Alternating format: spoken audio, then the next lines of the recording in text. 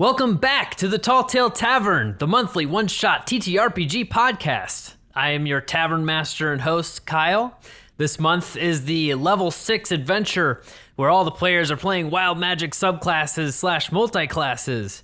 Joining me at the bar, our first guest, she wants to be a magical girl here to bring the musical theater references, Brooke. Welcome back, Brooke. Hello, thank you. We also have Becca on sabbatical from Professors and Librarians. She is loving all this chaos as a wild magic barbarian. Welcome back, Becca. Thank you so much for not firing me this week, so we're good. It was close. We were almost going to fire you. I know. I deserved it. It's too much wild magic. No, it's not possible. Next, we have Dylan. He's been playing D&D for 20 years, now runs Critical Crafting, bringing you awesome 5e content every month. He wears bathrobes almost 24/7 and thinks robes and cloaks should come back in style. Welcome, Dylan Only, back. I do. I desperately want that to be a thing. It needs to happen. The cloaks, just they're so comfortable. Everyone is always like, I'm so cold, and I wish that I would look epic walking around outside in the middle of February in Fort Wayne, Indiana. And you know what would look awesome? If you're wearing a robe. Like, I'm just going to say it. Come on, people. Let's get behind this.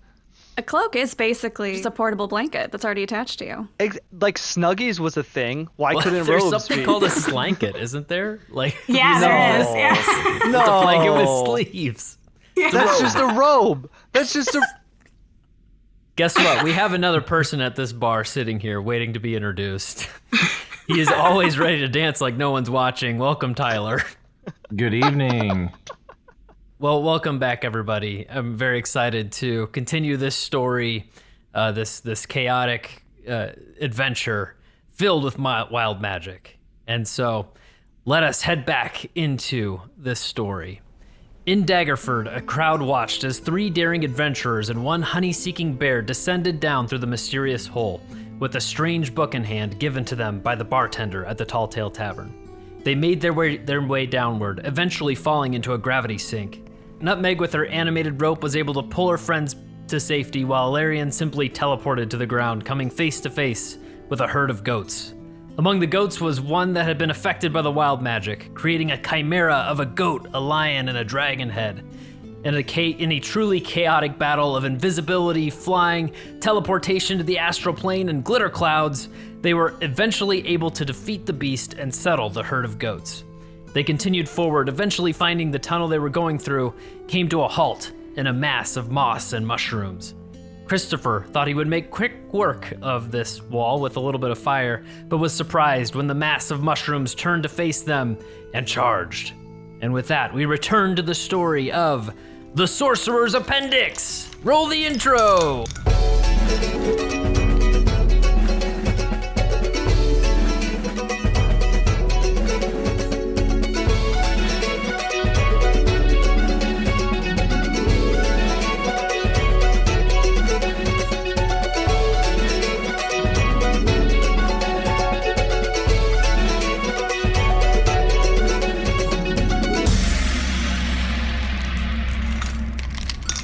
You all 4 stand in the mushroom tunnel, standing in a row, Ilarion in the front, Roxi behind, Cwistopher, and then Nutmeg, and stare forward at this large mass of mushrooms that is on fire just a little bit from Cwistopher's alchemy flask.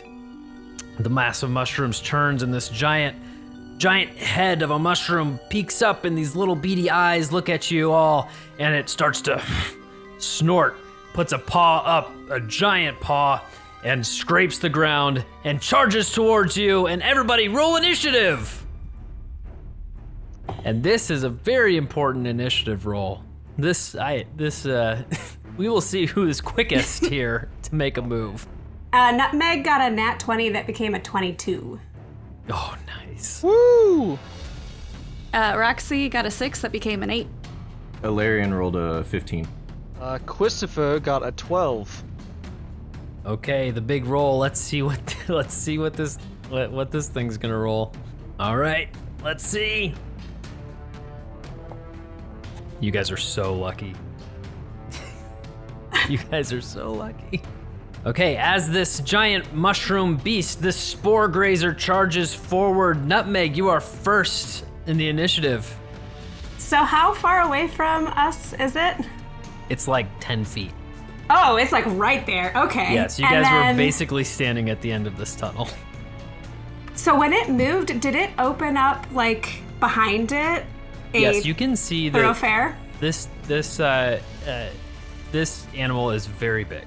This is a huge beast, and so it takes up most of the space in this tunnel, but you can see past it, and you can see that there is a cavern that opens up behind it, as if it was resting in front of this hole that leads into an open area. Okay. All right, so I get super flustered as this giant thing starts charging forward, and I go into a rage. Come on, something. Something good. Something. So I got a 97. 97's gotta be good, right? In theory. So I teleport up to 30 feet to an unoccupied space I can see, and until my rage ends, I can use this effect again on each of my turns as a bonus action if I want. So I can just teleport now. That's pretty handy.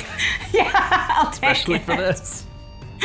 Yeah, no, I'll take it. So I'm gonna go and reckless attack. I will teleport up just for flavor fun, up towards its head. Okay. And reckless attack. Right. So that's a 22 to hit with That my hits. rolling pin. Oh, I just rolled a 1. So that becomes only 7 damage. 7 damage, okay. It takes 7 points of damage. Bonk, getting bonked on the head. Felt like that did very, very little to this giant beast. Yeah, I'm gonna take my second attack just because. Go for it. That one's an 18 to hit. 18 to hit, that hits. Okay. Son of a, it rolled another 1, so that's 7. It's doing real good. You are bonking this big old mushroom head, and it's getting bonked. Yep. Anything else for your turn? Would I need to use my action to look? I want to see if the hole on the other side is big enough for it to fit through, or if we could get to that hole, if we can squeeze through and leave it behind. So I want to do a perception check, basically, to see if we can just bypass. To see if you guys can wiggle around it at this point? Yeah, and then if it can follow us or not is the big question. Okay, yes. You can roll for perception. Okay. It's a 16. 16? Yeah, so you can see that this is taking up most of the cavern. You would feel like or most of the tunnel that you're in, you could see that it opens up behind it, so it would be able to follow through that Gotcha. hole. It could go through there. You think you can reasonably get around it, but it would be difficult terrain if you wanted to climb around this or on top of this as it's moving through the tunnel at you. Okay. That's it for me. Okay. Next, we have Ilarion.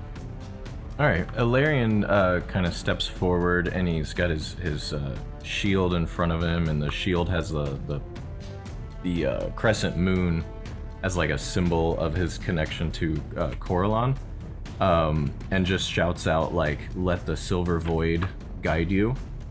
And then I'm going to cast first level guiding bolt. Ooh. At it. Hopefully some spells hit this week, unlike last week. Would you like advantage on that with your Tides of Chaos ability? Do it. Does a 17 hit? A 17 hits, yes. Then no, I don't want it, DM. My goodness. All right, and that's gonna do 4d6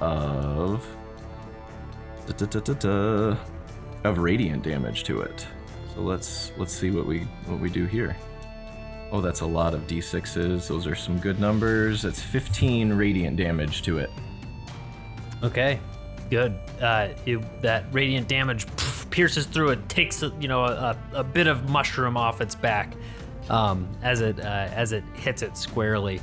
Go ahead and roll a d20 to see if your wild magic surges. I don't think it surges. I'm pretty sure it didn't. That's an 8. An 8. It does not surge, and we're playing 1 through 5 is going to surge that wild magic. I was just anything about else to for your ask. turn? Yes. So Nutmeg has kind of illuminated that we've got a little bit of room behind us. Can I see, like, I want to kind of do the same thing, but can I see behind it? Like, can I see that there's that opening behind it? Yes, yeah, you can all see Okay. that there is like a cavern that opens behind it.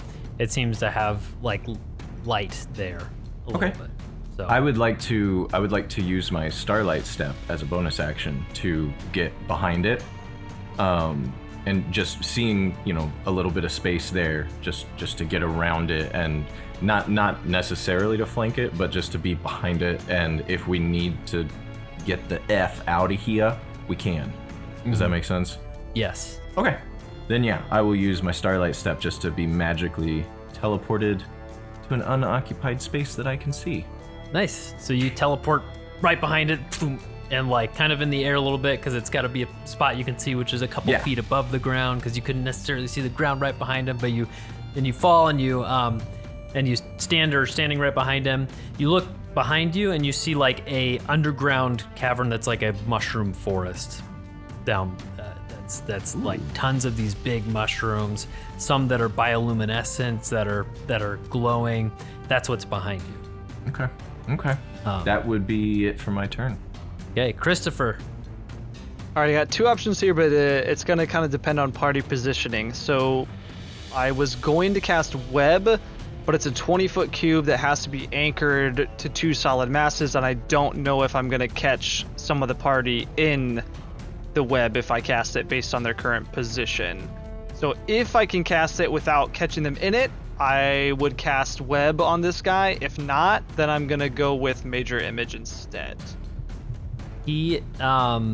So the size of this creature is gonna be like less than it would be close. So because the he's gonna range... be pretty long, and reasonably you could do either one of those options, Web or because he is long enough where a 20-foot, like he spans nearly that, and Ilarion is right behind, and Roxy and Nutmeg is technically right in front. So I'll say that is enough where you would be able to.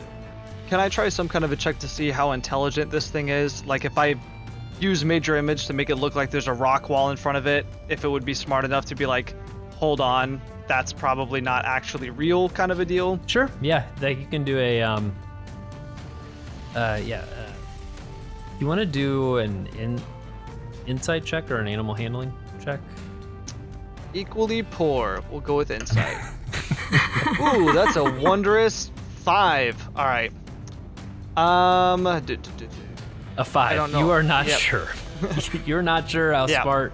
You see this thing like rampaging forward. You're not. All right, that checks out. Didn't give you a whole lot of information. I'm going to go ahead and use Web, and I'm going to expend 3 sorcery points to heighten the spell so it has disadvantage on the saving throw. So it's a dexterity save 15, and then if it fails, essentially it is restrained, and it can use its action to make a strength check to try and escape. Oh, I rolled a 3 on the dex save. The Spore Grazer did. All right, so it is definitely restrained, and then I have to roll to see if wild magic happens, right? Because that was yes, you do. Okay. And then what is the? I'm sorry, I can't remember what we were rolling for that. Is it just a D20? D20. Okay. Yeah, just a flat D20, and then if it's 1 to 5, your wild magic surges. That is a 3. So A we 3. get some wild magic. no. And Oh, I have just for you. There's a D100. Oh, good, great. I have my D100 right here. So That would be, let's see, a 97. So on the chart you That's gave what I me, got. oh my gosh. It says reroll, and you may spend 1 sorcery point to move 1 space up or down this table from the rolled result. You may pay this multiple times to move multiple spaces, so I guess I'll roll it again. Yeah, and then you get the opportunity to use one of your sorcery points that you have, I guess, if you wanted to. To choose one of the 3. To move it up or down. Okay, so it's a 25, which let's see what that does. That would be you encase yourself in a block of earth that fills all 5-foot spaces surrounding you. If a creature is in a space where the earth appears, you are pushed to the nearest unoccupied space. Each 5-foot section of the block has 20 hit points. I don't really know that I care for that. Encase yourself in rock, right? When we're trying to escape. The other options are I turn my skin a shade of blue, or an eye appears on my forehead, basically like from whatever that Madness Marvel movie is. And during that time I have advantage on perception checks. So I'm going to go ahead and expend one of my sorcerer points to move it, so that I will now have a third eye and advantage on perception checks. That's what I'm going to do instead of turning into a block of stone. That sounds smart. Excellent. A little bit better. So you cast. No, go ahead.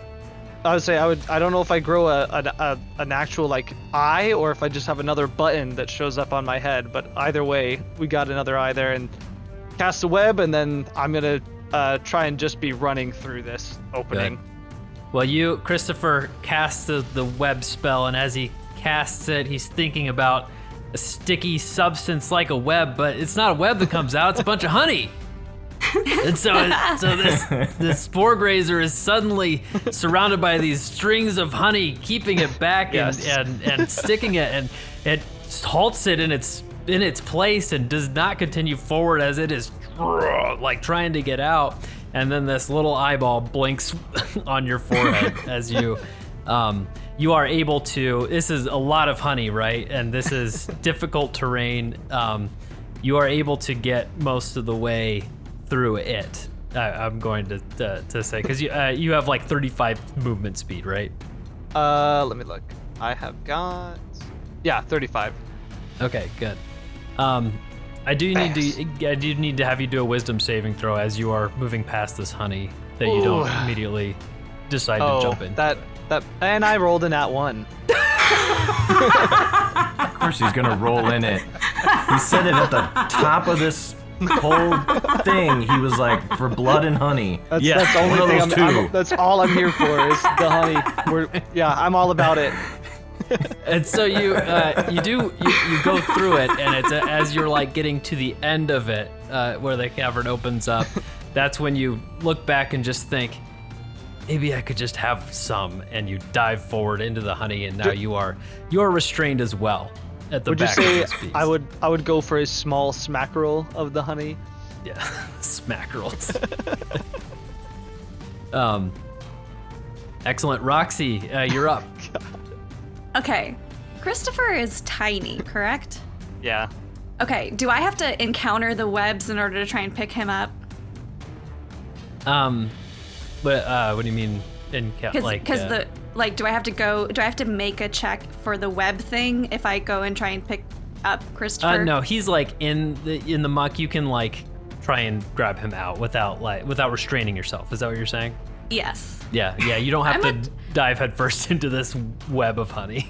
Okay. Can I just walk without making a check for the web honey, or like am I physically able to get around it, or do I have to like? Because I can magically like misty step past it, but do I need to do that to avoid the check?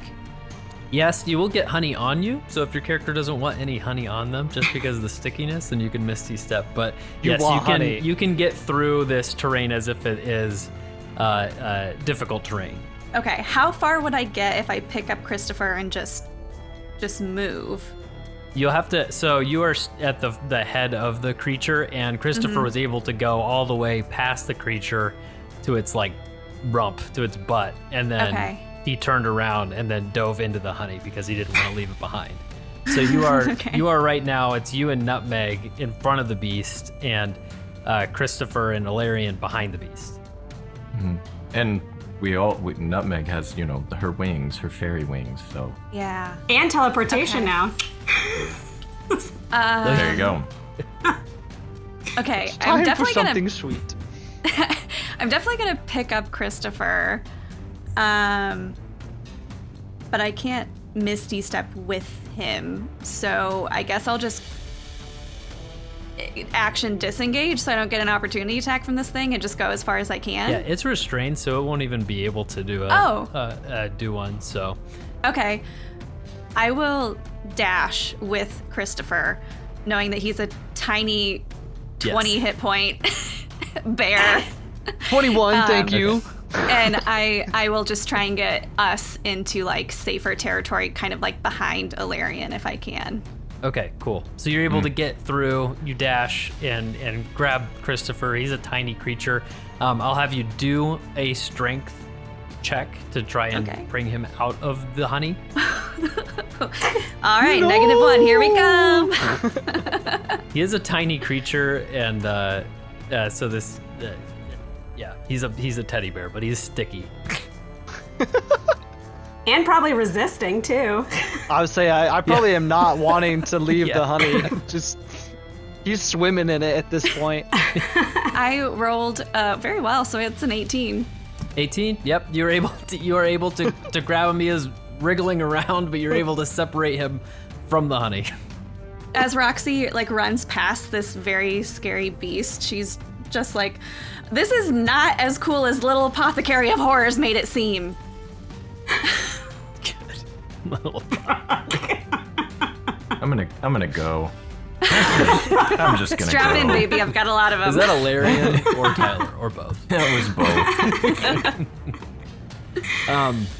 The Spore Grazer is up, and it is in the honey, and it gets to make a strength save, right? Is that what that was? Or Yeah, so it can use its action to make a, let me look, strength check against spell save DC. So technically it was a 15. I don't know if the disadvantage that I gave it for the heightened spell continues after the first save or not. I'm assuming not. Yeah, it just says first saving throw. So yep, it's just a 15. Yep. 15 strength. All right. As it thrashes and tries to get out, it just can't. The honey's too sticky. It is still restrained, and that is its action. And so now I just saved Nutmeg. And so now you guys stand at the opening of this tavern, at the butt of this giant Spore Grazer beast, as it is stuck in the honey. What would you like to do? Next up, we'll go through. We can go through some initiative right now too to continue. Nutmeg, you're still up. You're still in front of the beast. And I'm gonna keep my rage up because I want to use my teleportation. So, let's see. Yeah, so do your wild magic. And because I want the wild magic. Roll your d20 to see if your magic surges. That's a 4. So Surges. I think I've gotten it almost every time, if not every time. It's just, I'm here for it. Okay, 27. Oh, interesting. Roll a d10. Your height changes by a number of inches equal to the roll. If the roll is odd, you shrink. If the roll is even, you grow. A remove curse spell can end this effect. All right. Okay. So I could have doubled my size. so I got a 7. So I shrink 7 inches. So now I'm 1.5 feet tall. Oh my gosh! How tall is Cwistopher? I mean, he'd be around the same height, I would think. You probably didn't. Yeah, I don't. You guys are like the same now. Yeah, it says tiny is anything less than 1 foot tall. Small is 1 to 3 feet. Apparently. Okay, so Cwistopher's still smaller a little bit. Okay, I'm still technically a small creature. That's good. I'm just gonna constantly be fluttering my wings so that I'm my previous height. Just always floating at that level. At 1.5 goats. All right, so 1.5 feet of fury. So now I'm going to use that bonus action to teleport 30 feet from the head to the rump and join up with everyone else. And then I will use my movement and my dash to just book it 80 feet down this mushroom encrusted whatever. this underground mushroom forest encrusted with mushrooms.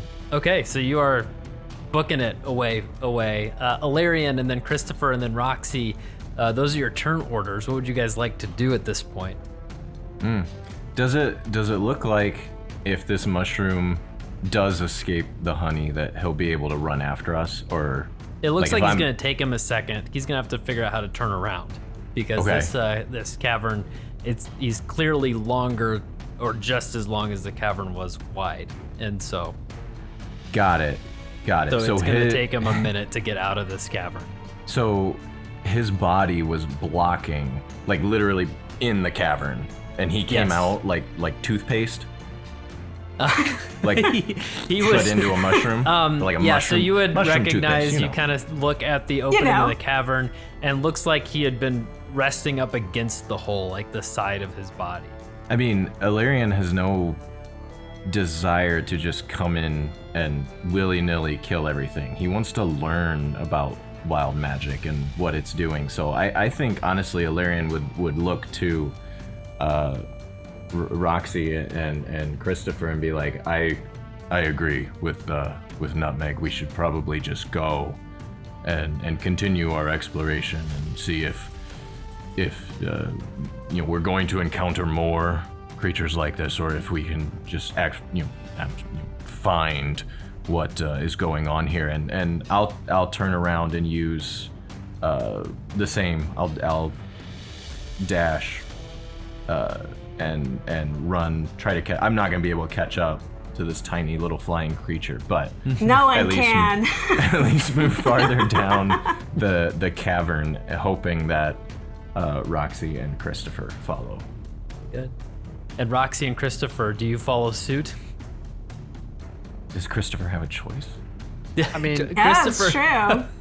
Cwistopher, you've been removed from the honey. He's being, and he's you being see the carried. beast. You do have this third eye that is now allowing you some greater perception on the scenario. I mean, and he just saw that casting web created honey, and he has a bag of holding. So he's probably gonna reach his hand into the bag of holding and cast web again, trying to make more honey that he can eat. That would be a very Cwistopher thing to do. So that's what he's gonna do. Gonna cast web into his own bag of holding, and we'll see if that does any wild magic. Yep. Let's see. That's a 5. All right. It searches. What do we got here? Okay, 38. 1d6 flumphs controlled by the DM appear in unoccupied spaces within 60 feet of you and are frightened of you. They vanish after 1 minute. Oh my gosh. Okay. Behold the flumphs. Okay, the flumphs. So all of a sudden around you, boom, boom, boom, boom, you hear these like jet noises, and you look around, and there are these disc-like jellyfish creatures with eyeballs on, eyeballs that like come off of the top of them, and they look green in color for a second, and then all of a sudden they turn shades of red and blue, and they start scattering. You said they're scared of you, right? Says they're frightened of you. Okay. As they appear and swarm, a lot of them leave. One of them sticks around and then it takes out one of its tendrils, this like big, kind of like large-looking tendrils, and just like puffs this green spray out in a 15-foot cone at you guys. And everybody needs to make a dexterity saving throw. Everybody? Nutmeg's like on the other end of the cavern. Oh, Nutmeg, did you? I was able to run. No, she teleported. Oh yeah, you're right. I booked she's it gone. 80 Ilarian's feet, yeah. gone. It is just Roxy and Cwistopher, so just you two. What's happening? Yes. Honey! And so, Roxy, what was your dexterity saving throw? That's a 7. A 7. Great. Uh-huh. And Cwistopher? 17. Dexter's little toy. Okay. You're able to dodge out of the way, but poor Roxy is not. And you get covered in this green, foul-smelling stench spray, and it sticks to you. It does not seem like it's gonna come off. And you are now poisoned, and you smell rank. And that is going to last for a number of hours that I've rolled for. And you don't know how long that's gonna be just yet. Oh no. But, I do have a question. Yes. Is the bag of holding full of webs or full of honey at this point? Because that's going to determine a lot of what Cwistopher does moving forward. Oh, it fills with honey. Yeah, so you... okay. All right. I just love that Christopher gets the honey and it's Roxy that gets stank bombed and poisoned as a result. Not cool. The Flumphs around you guys move, and they move forward and keep going past where Roxy is. Past where Roxy is towards Nutmeg. They don't have that much movement speed, but they are headed in that direction.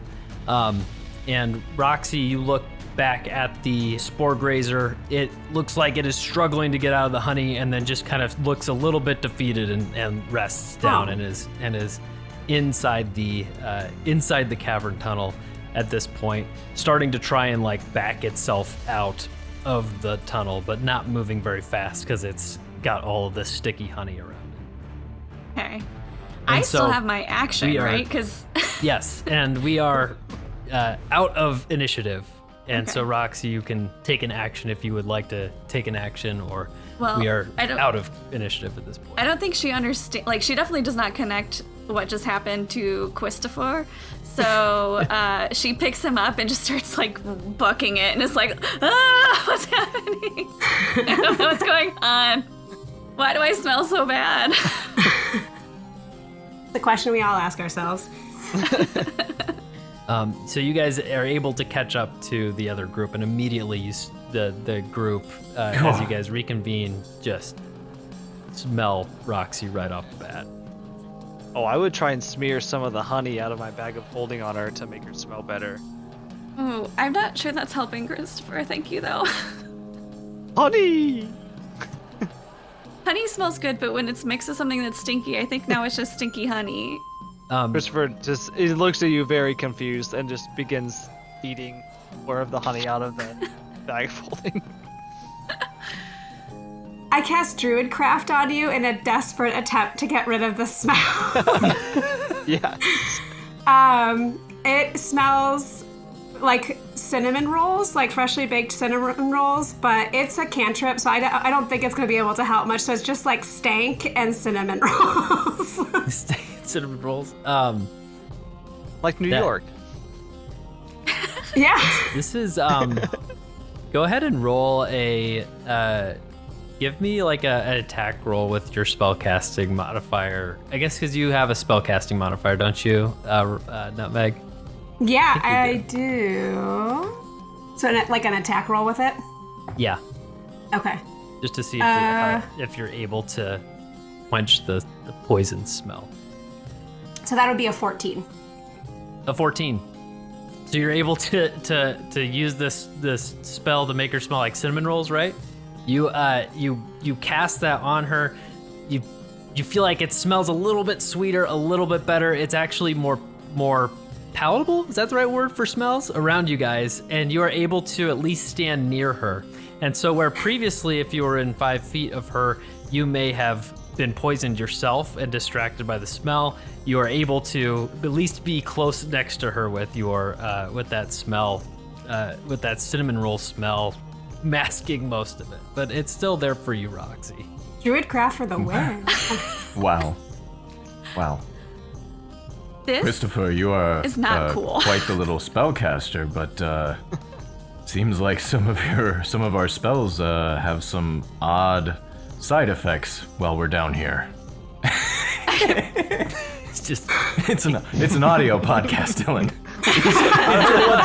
For those of you at home, Cwistopher is just eating honey out of his bag of holding. I need to make like You need to make the ASMR sounds or something.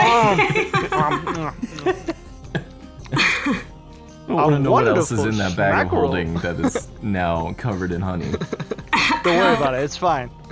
Yeah, it's cool. I just thought this would be a good idea to come down here.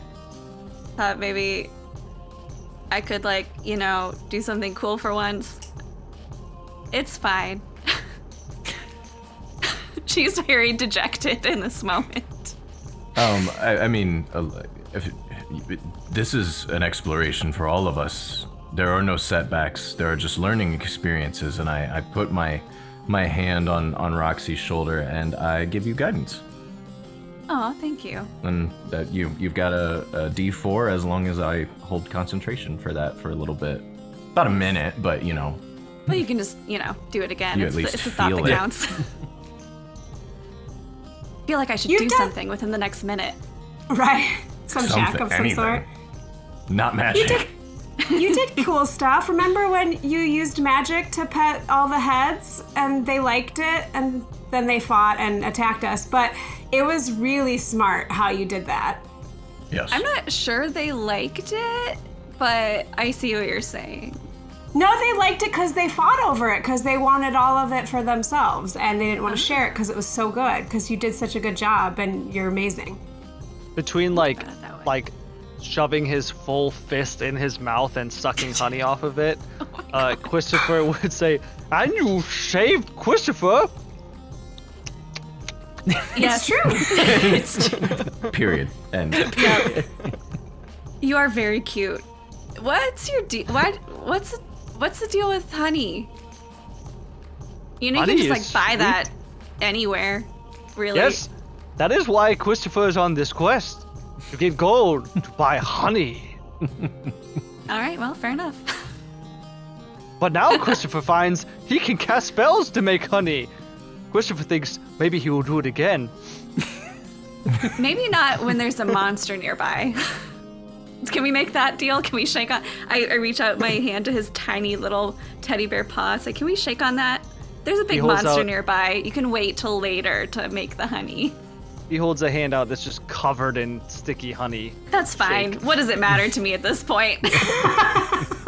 It's only going to be on your fingertips. Yeah.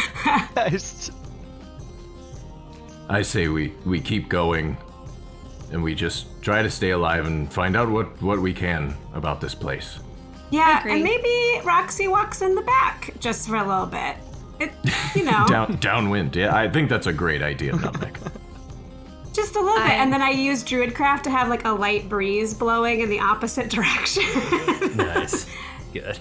Does anyone have, you know, I've seen people in the theater like clean stuff up really quickly with like a little magic spell. Anyone? And I don't have, no? Anybody? Like prestidigitation? Yeah, I'm looking for kinda? prestidigitation. I mean, Cwistopher has it, but seeing as it's honey that's on you, he would not cast it because he thinks that you should have honey. Yes. So, Yeah. This tracks for Christopher. Yep, that's fine. It's okay. I understand. It's fine. I don't want to make you guys uncomfortable.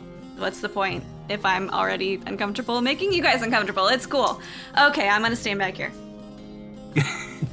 And so you guys start to traverse forward, looking in this cavern that is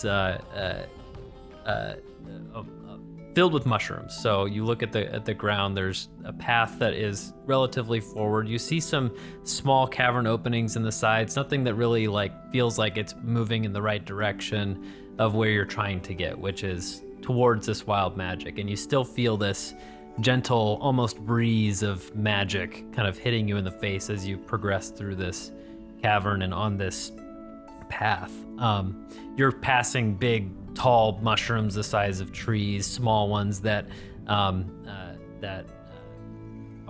wide as saucers on the ground, and the whole cavern has this bioluminescent quality to it, where it feels almost magical. You see some spores kind of floating through the cavern as in the air as you move forward. You're able to breathe in this air. It doesn't feel any different to you. You don't feel like it's abrasive to your body or poisoning you in any way. But you continue down, and as you continue forward, you start to hear like a thump, gentle like thump noise. You feel like you hear like a large beast, a large beast walking. Would be your first inclination to this thumping noise. And you come up to a ledge that's about 10 feet up, and you look down, and you can see in front of you another large spore grazer moving through the forest, kind of in the direction of you guys, kind of headed towards you. There's a big difference with this one that you see right off the bat, and it had the big difference being it has a large harness on it that kind of leads back this lead on this giant beast, and it's being held by none other than a Flumph.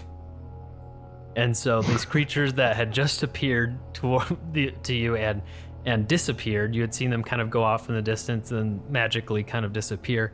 You hear that thump, thump, thump, thump, and you see 3 of them around this giant spore grazer and kind of walking along with it.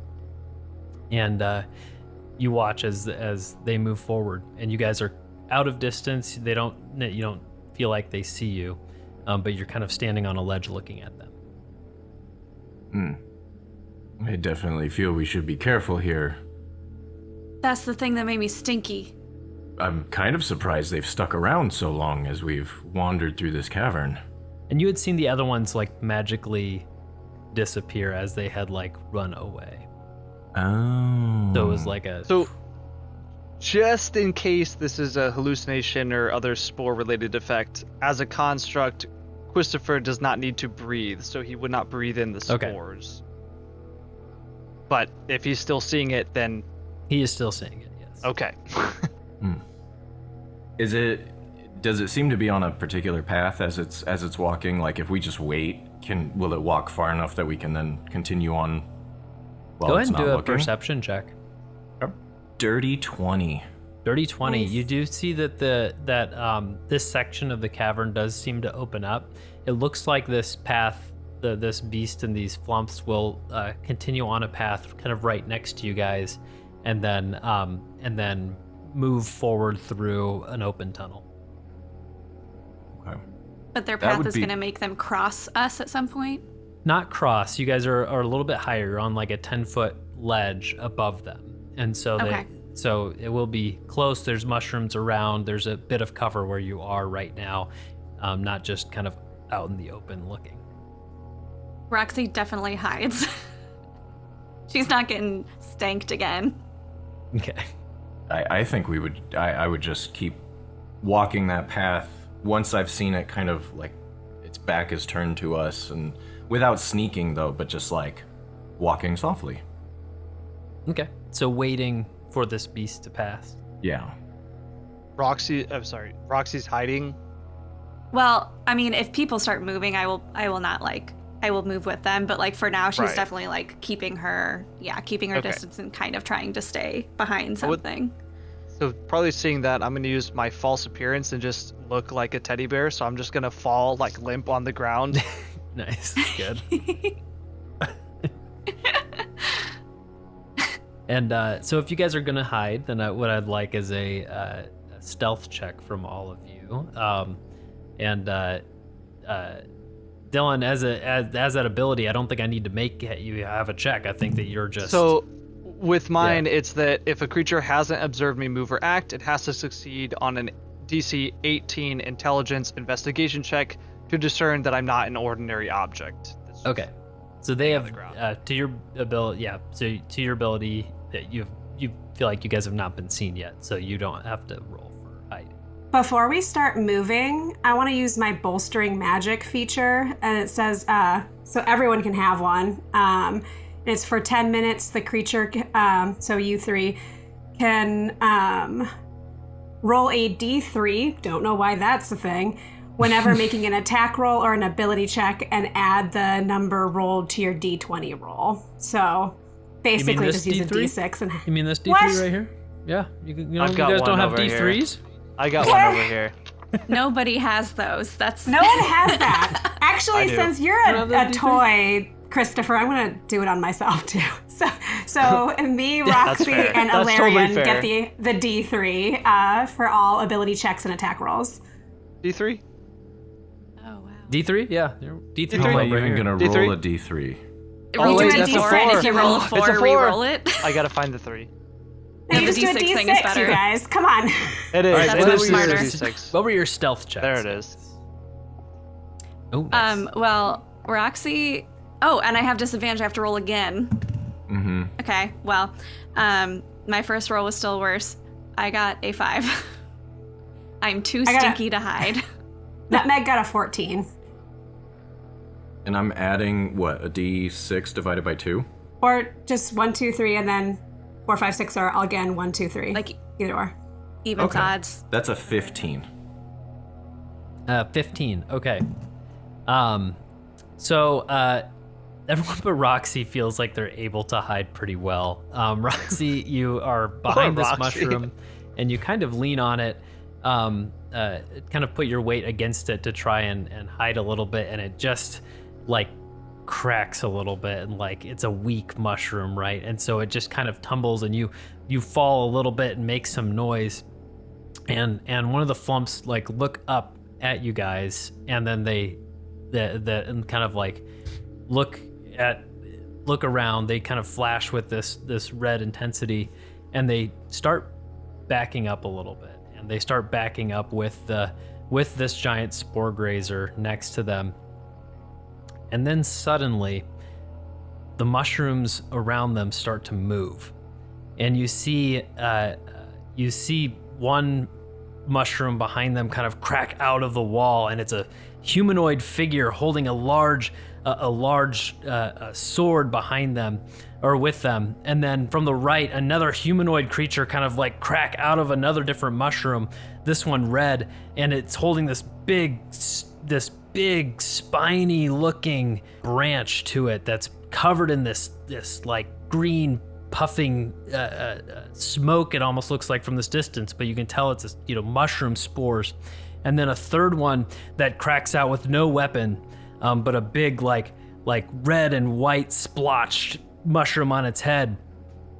And they turn to the Flumphs and this beast, and they approach and begin attacking these Flumphs. The Flumphs are starting to move and trying to attack back, and these things are starting to swing. What do you guys do?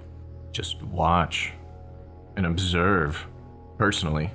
Yeah, I think Roxy's too like freaked out to intervene in any way.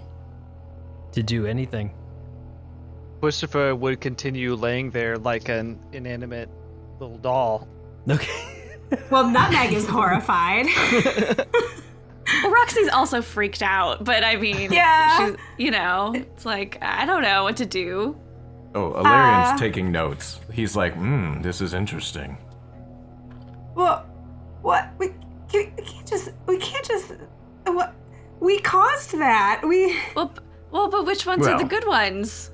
Roxy caused it. As one of the Flumphs like whips its tendril towards one of these mushroom warriors and hits it, the Flumph looks up to you guys. This is the one that had noticed you, and you hear you hear a voice in your mind, Nutmeg, and you just hear, please, we need help. They asked me for help. We need to help, you guys. Please. They said please. We need to help. And Nutmeg goes into a rage, and we'll start going forward. Okay, everybody roll initiative. Oh. Nutmeg got a 17. Roxy got another 8. Ilarion rolled an 8 as well, so Roll off. yeah, roll off. I got a 2. 16. Okay, you go before me. With my wondrous +3, I got a 5. Oof. You weren't lying. Okay, very good. Whenever there's downtime in the podcast, you can just repeat me saying "pows." Pows.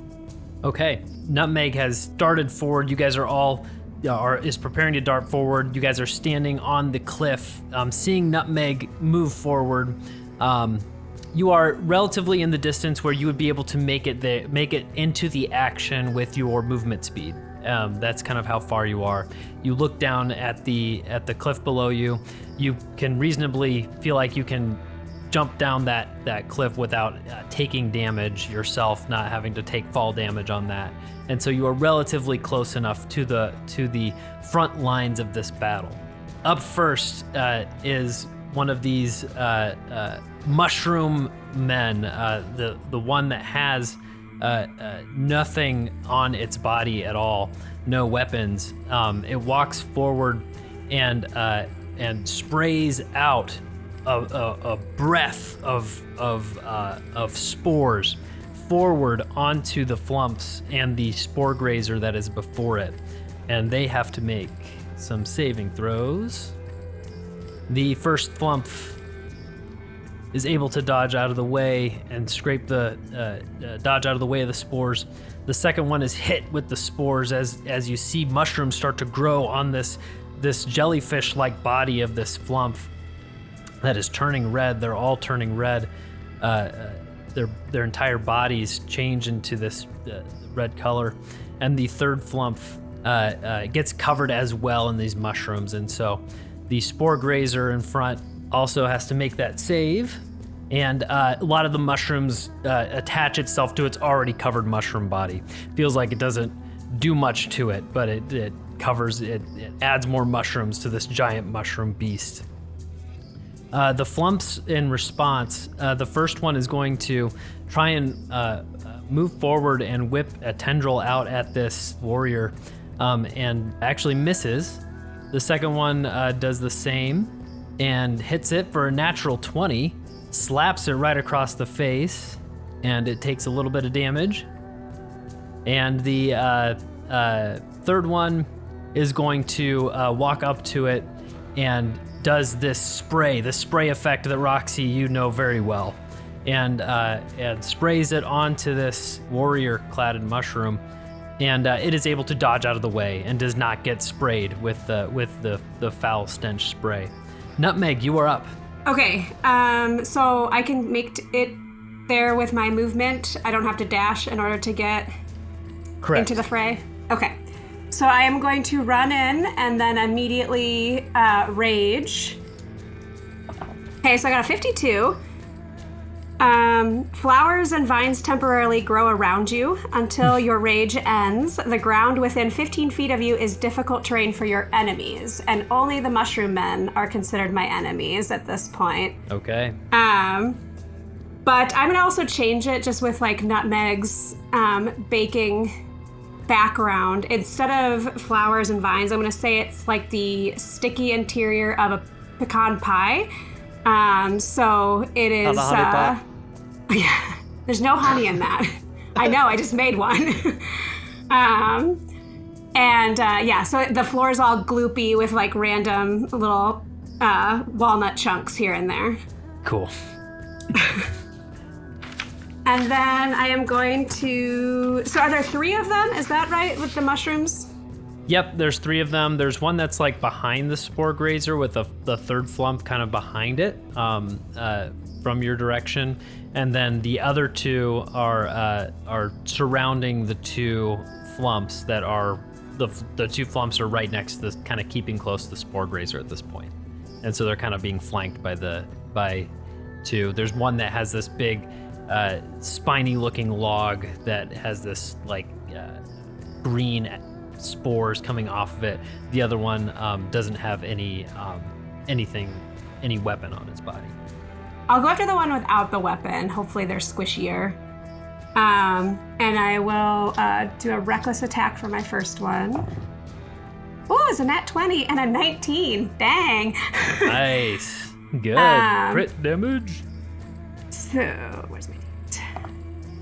4, 13, and then I get to add the d3. Becomes 14, and then with my rage, so 16 damage for the first attack. Ooh, and then I rolled a 19 for the second attack. Oh. So, 7, 8, 12, 14 damage for the second attack.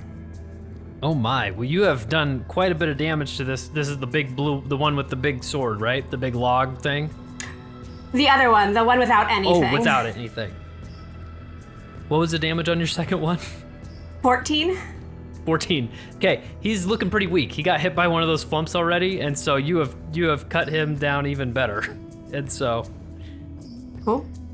And that's all I can do. All right. Next is the big one with the spines on it. It sees that you're more of a threat than the flumps are, and so it moves forward through the flumps. The flumps are going to be able to make some opportunity attacks.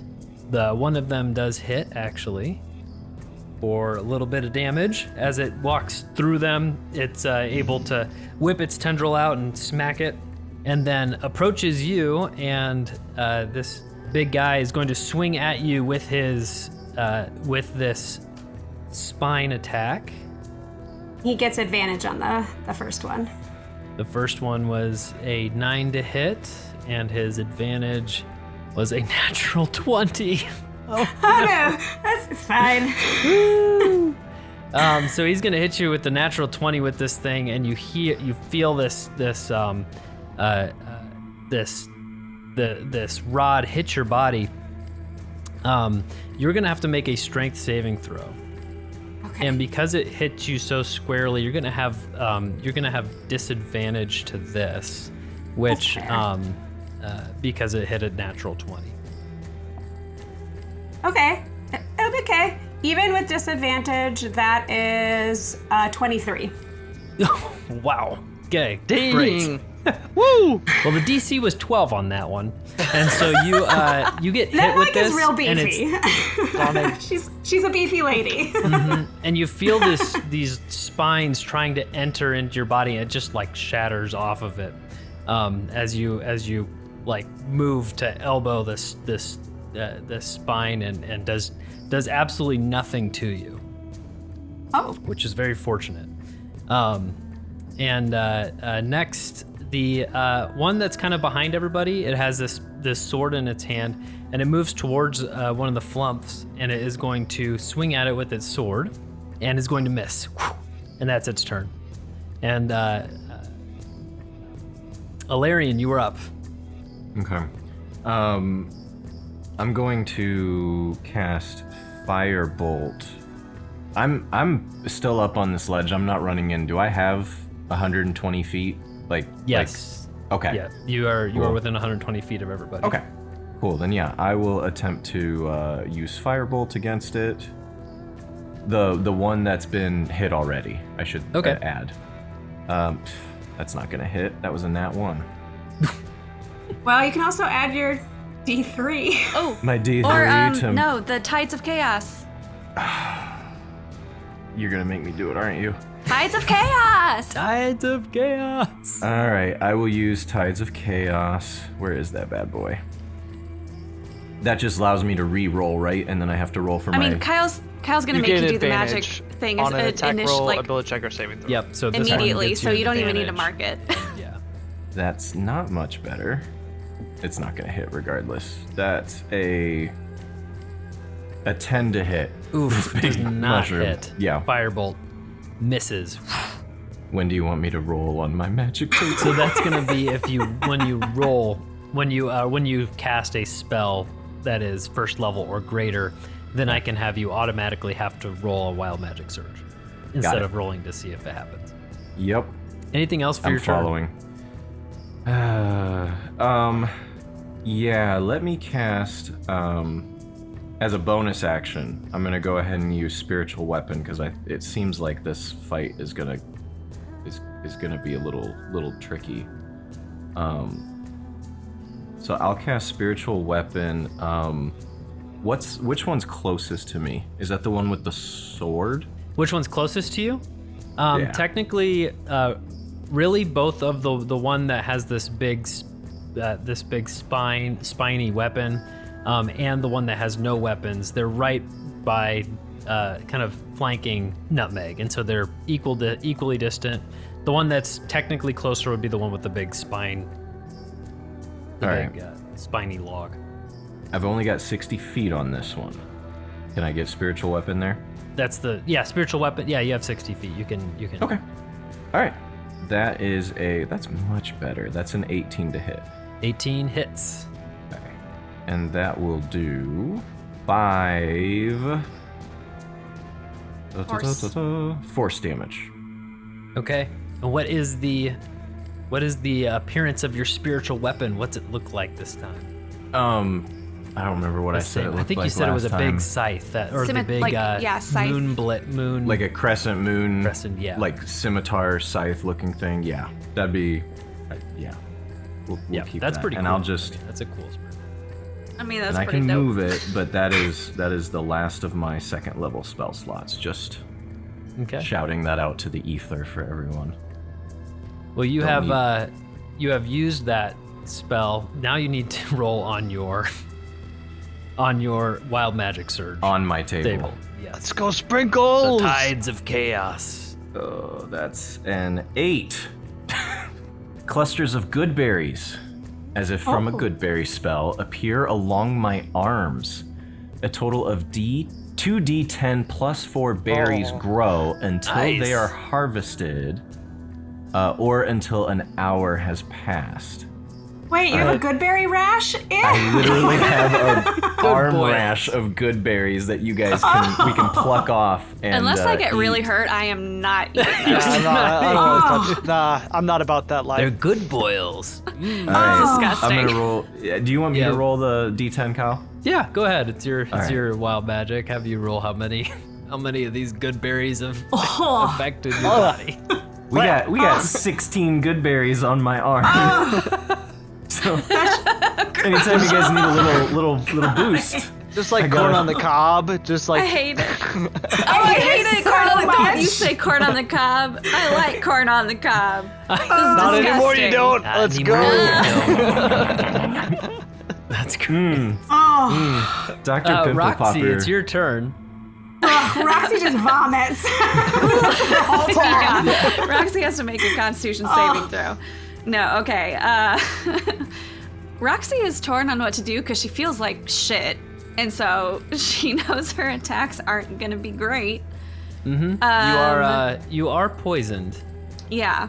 and that gives you a lot of bad things. Yeah, So poison creature, disadvantage. you have disadvantage on attack rolls and saving throws.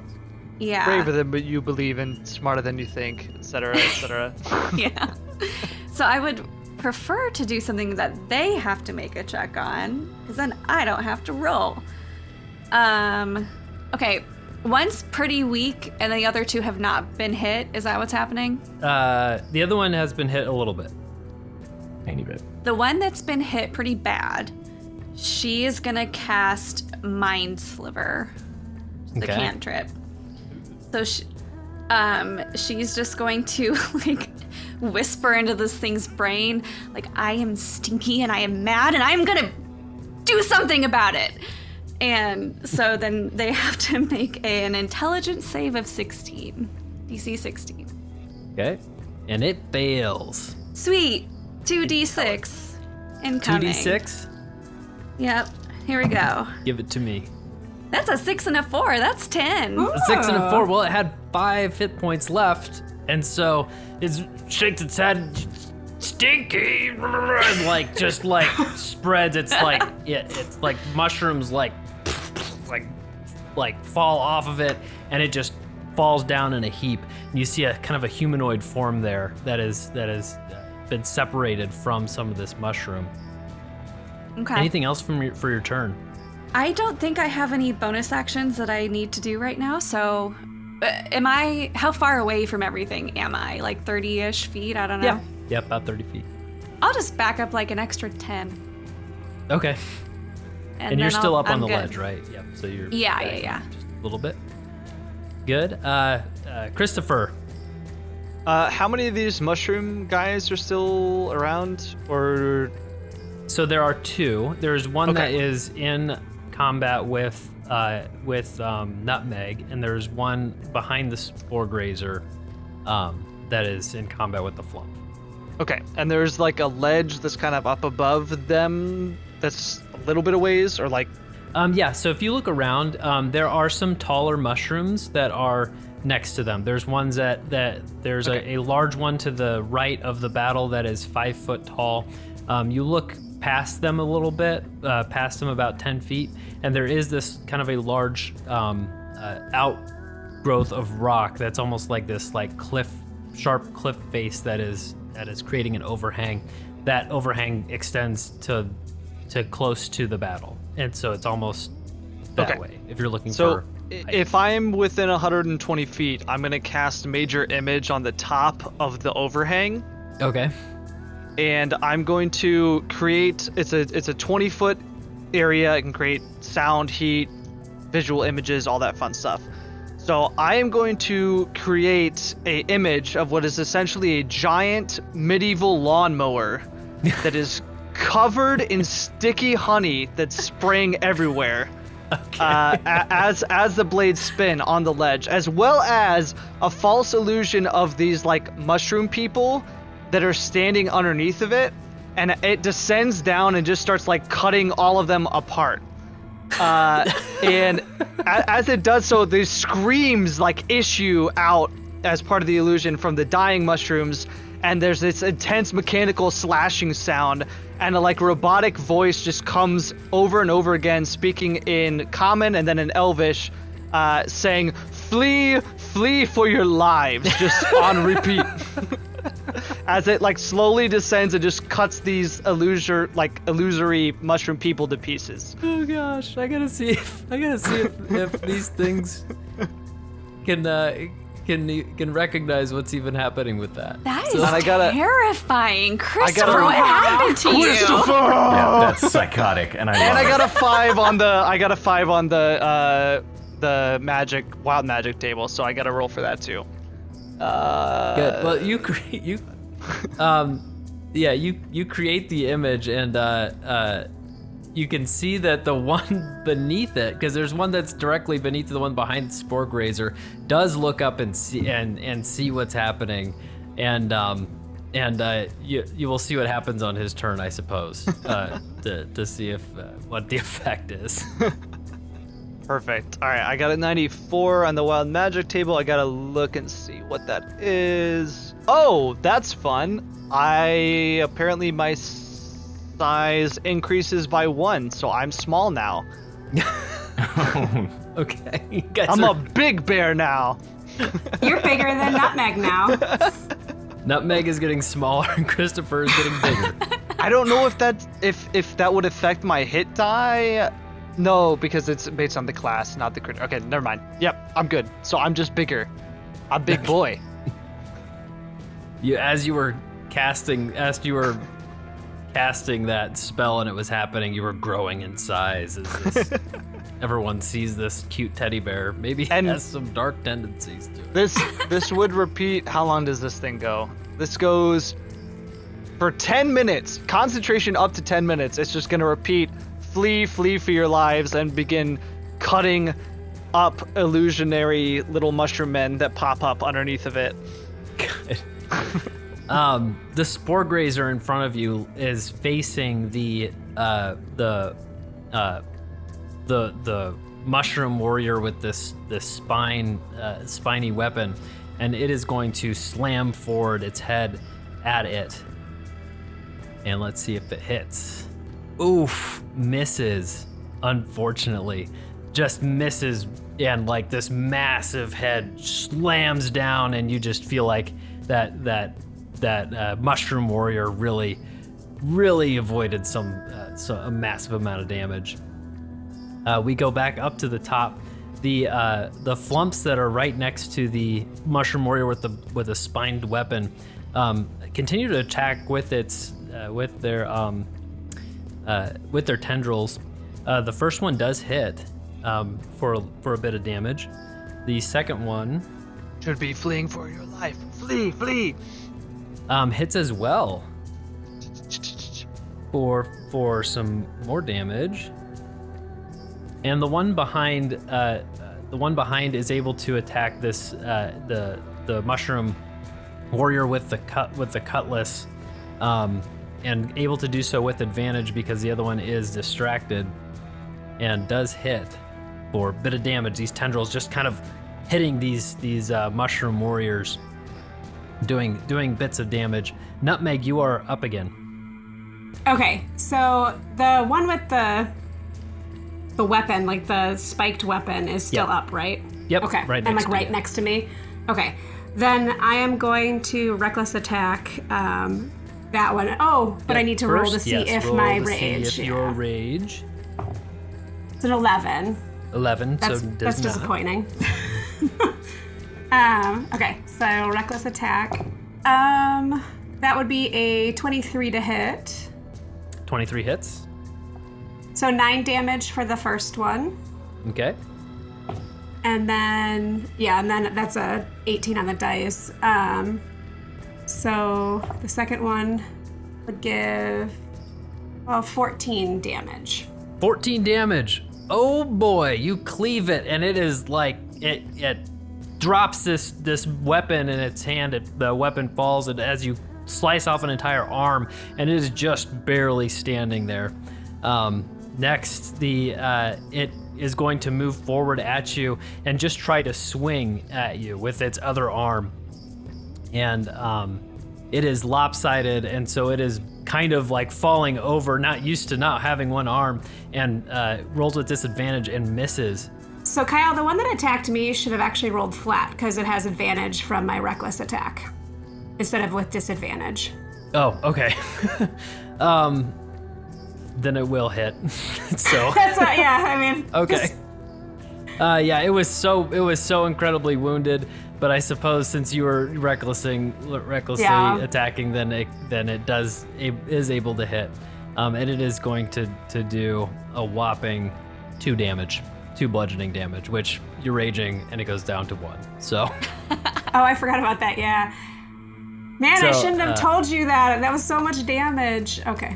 You're gonna die by 1 damage, or you can eat one of his good berry boils on his arms. Oh, I got Meg so will many. die. I got 16 of them. The one behind everybody that's fighting the Flumph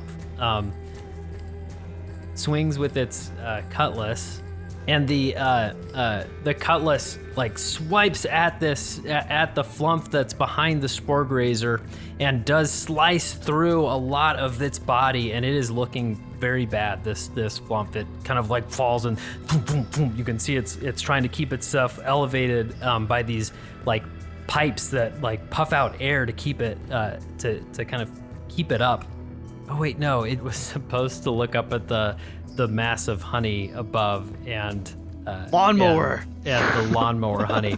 So I'm actually just gonna backtrack because it means that the Flumph is not gonna take any damage, as it is paralyzed in fear of looking up at this lawnmower that is cutting down all of the things. So the Flumph did not take damage. That thing was not going to attack. It looked up at this lawnmower spraying honey, decimating mushroom warriors, and was paralyzed in fear. And so, Alarian, you are up. You are looking at this barely standing mushroom warrior in front of you, and the one behind the Spore Grazer that has its cutlass out. Yeah, knowing that we're kind of, it seems like as a group trying to protect the Flumphs, I want to take aim at the one with the cutlass. It feels like the other one's kind of handled. I'm gonna cast Guiding Bolt first as a first level spell at it. Come on, be big. That's a 13 to hit. Do we still have the thing from? Yep, you can add that D3. That's a 14 to hit. The 14, unfortunately, just misses. Okay. I'll roll my D20 to see if any magic happens. And we're gonna hope that it's... Nope, that's a 14. All right. Yep, that'll be it. I'm not going down there, so I'm just... not my fight. You do have your bonus action of your spiritual weapon that you can. Thank you, sir. And it was on the one with the sword already. Yep. The spine. Do I have to roll to hit it if I've already got it out? Yep, roll to hit. Yep, you have rolled a hit. Yep. That's a 15. 15 hits. All right.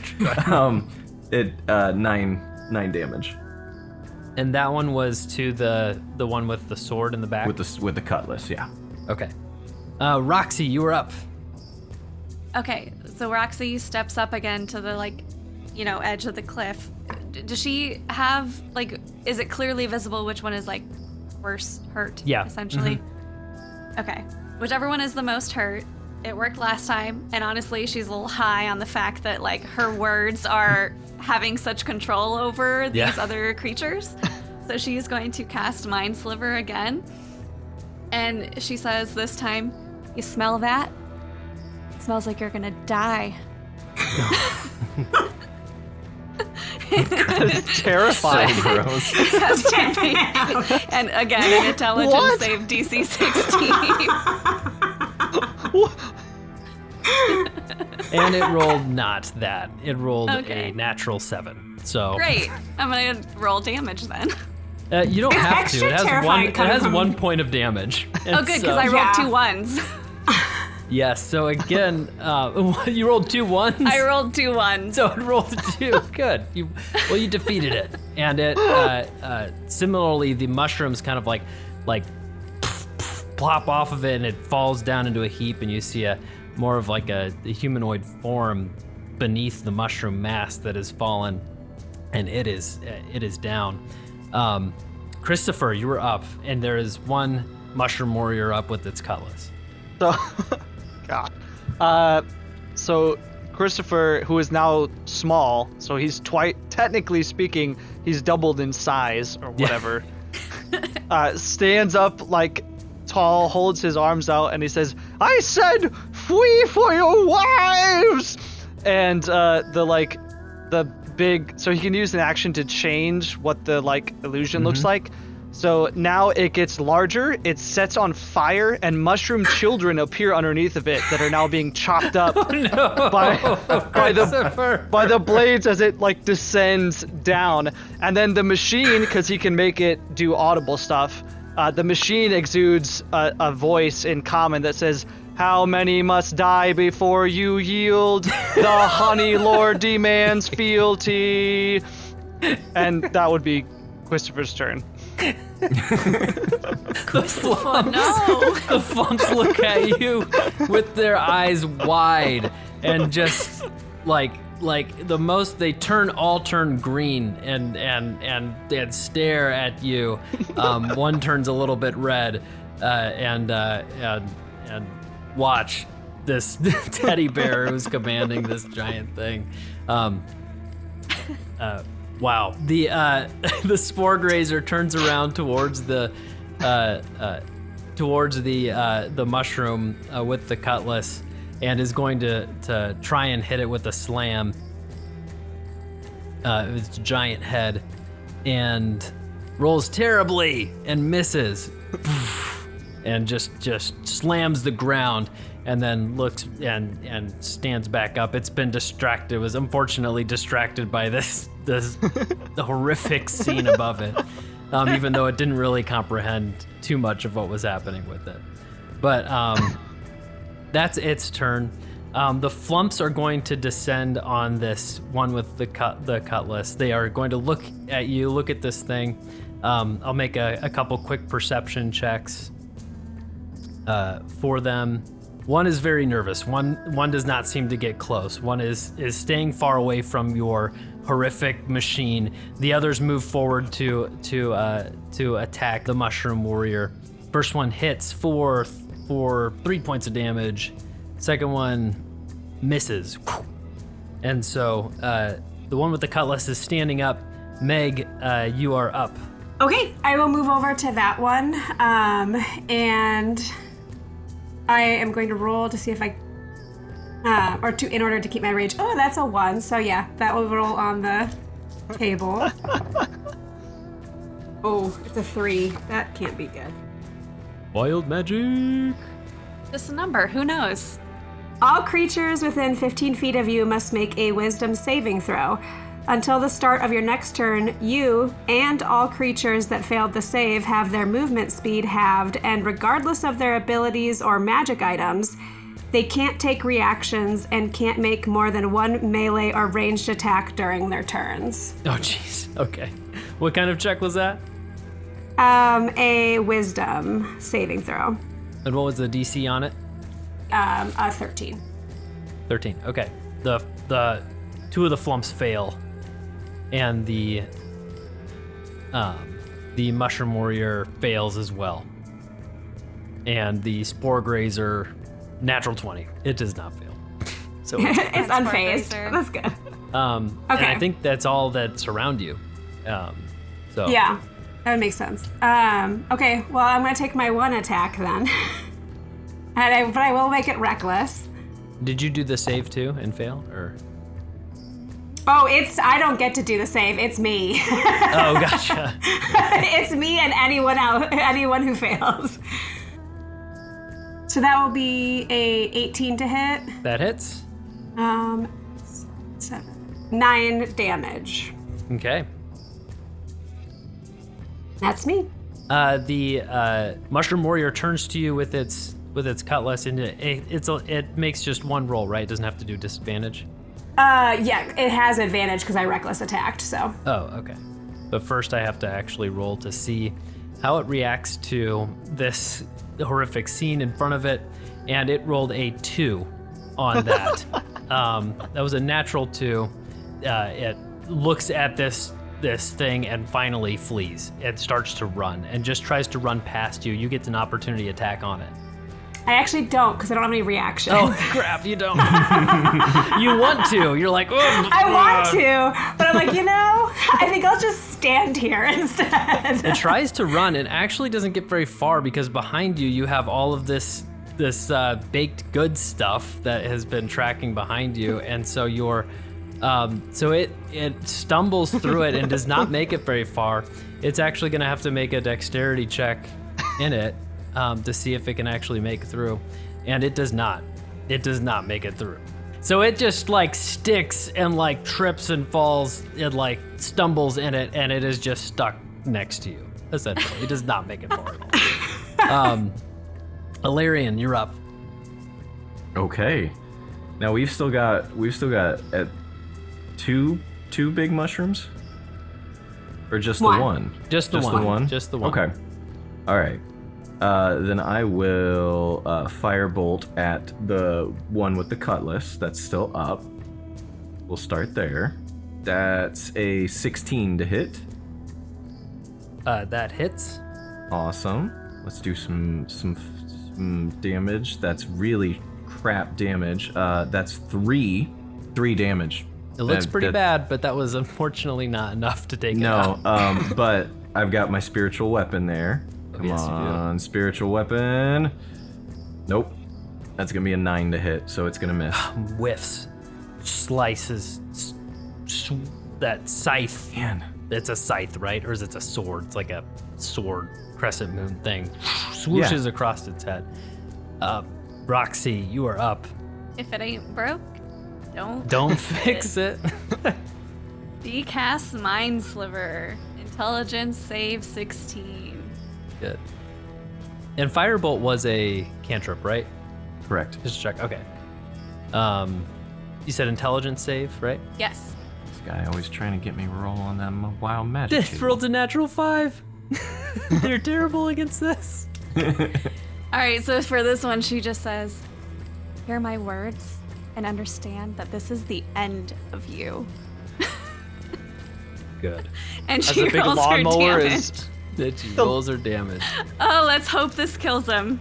I should point out the lawnmower is still echoing the mechanical, how many more must die before you yield, over and over again. Over and over. Roxy and Cwistopher are a kind of scary duo right now. That's 8 damage. 8 damage. Well, it had 7. So you did it again. You've taken out all 3 of these. Amazing. And was that a cantrip or that was a spell? That's a cantrip. That's a cantrip. Great. Yeah. I'm not avoiding the wild magic. It's just working. It's just working. Yes. And I am. The mushrooms explode off of this thing. It turns and flips and then falls down on the ground. and we are out of initiative. And you see immediately the Flumphs kind of walk up, and they are looking at each other, trying to get the mushrooms off that first one had sprayed on them. Not really able to really wipe them off. Those mushrooms seem pretty stuck on these Flumphs. But they look around, and you start hearing voices, all of you, in your heads. Thank you so very much. We were outnumbered. Certainly we would not be alive if not for your intervention. And you are kind of shocked. You've never experienced a creature like this. You certainly did not expect to hear their voices in your heads. Do you need help getting the mushrooms off? I mean, I have a pointy javelin. Maybe we could scrape them off for you? Thank you, kind fairy. We've used a bit of force on there. I think that this is something that may need some higher magic, or perhaps I'm not sure, but I don't think scraping them off would quite work on this. Honey has great healing properties. And he would begin just taking honey out of the bag of holding and like rubbing it on the mushroom spots of any that would like allow him to do so. Okay. You come up with the honey, and they kind of like back off a little bit. These are intelligent creatures, and all right. And he'll eat it instead. Okay. One of them, Roxy, you hear one of them and say, "Oh my, I'm so sorry. Did we do this?" And kind of like comes up to you and is looking at the stench fluid that is on you, that's covering you. Roxy will use her cantrip message, since that's how they communicate. And she will, message to them. I think, I don't know exactly what happened, but I think some wild magic made some of you appear near me earlier, and I think they were startled and did this out of fear. But yes, this is from from one of you. Would not be surprised. This surge of wild magic is something that we've not experienced before. It has changed a lot down here. We don't know what exactly is happening. She'll message back again and say, "You were here before the wild magic." Yes, this is our home, and he looks at you. He says, "If you don't mind," and he kind of like pulls a tendril up. "I can help with this stench." I'll like kind of, like physically give him the okay to like, "Yep, you can get this stink off me." Okay. He raises not one but like 6 of his tendrils and just starts wiping your body all over like a car wash. Is it like those fish that like some sucker? There's definitely some sucker action, but it's like car wash like wipes that are like wiping off the stench from your body, and you are no longer poisoned as he finishes. Thank goodness.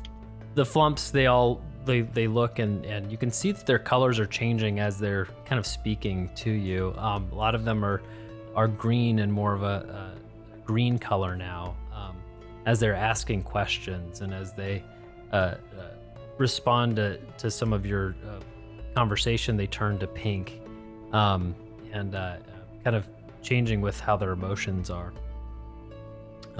And they say, "Are you all with the others that have come down?" We are actually have been sent because those others have not reappeared. They have not returned to the surface. And then Alarian would look over to you said the mushroom creatures, when they fell, you said they kind of like changed? Mm-hmm. It revealed it. Yeah, I would like, are these the adventurers? Are these the people who came down? Are they something else? And they kind of tip their disc-like bodies forward. It almost looks like a nod, but they you recognize it as a nod, but these creatures are so strange, and they look at you with these big floating eyeballs, and they said, yes, these were some of them that have come down, and he kind of like walks over, and your eyes glance at the body, and you can see the body of a mercenary, somebody that you would have seen from up above. And you can see that the other bodies are just the same, but they are infected with this mushroom disease that covers them. And the Flumphs say, many had passed through here. Were watching, but some were affected by this surge of wild magic. I know the wild magic is new here, but do you have any ideas of what caused this? Of any precautions we could take to try and avoid the same fate?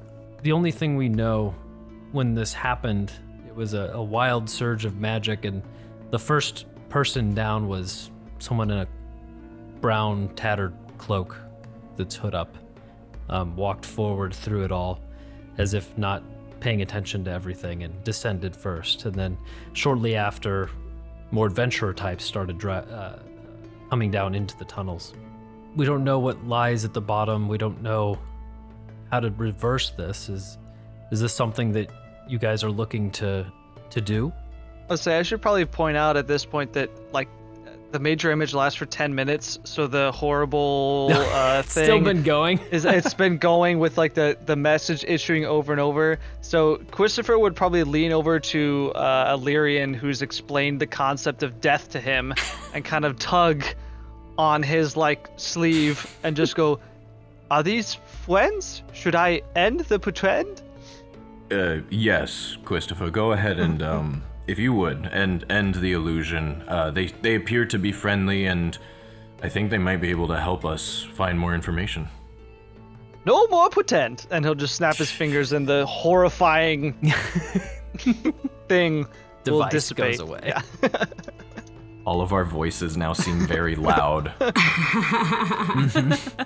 It was not our intent to stop. At least not my intent was purely to study this wild magic source. I don't believe that any of us came down here with a particular goal of stopping or starting, but it definitely sounds like it has affected your natural home, and we would absolutely like to be able to assist with that.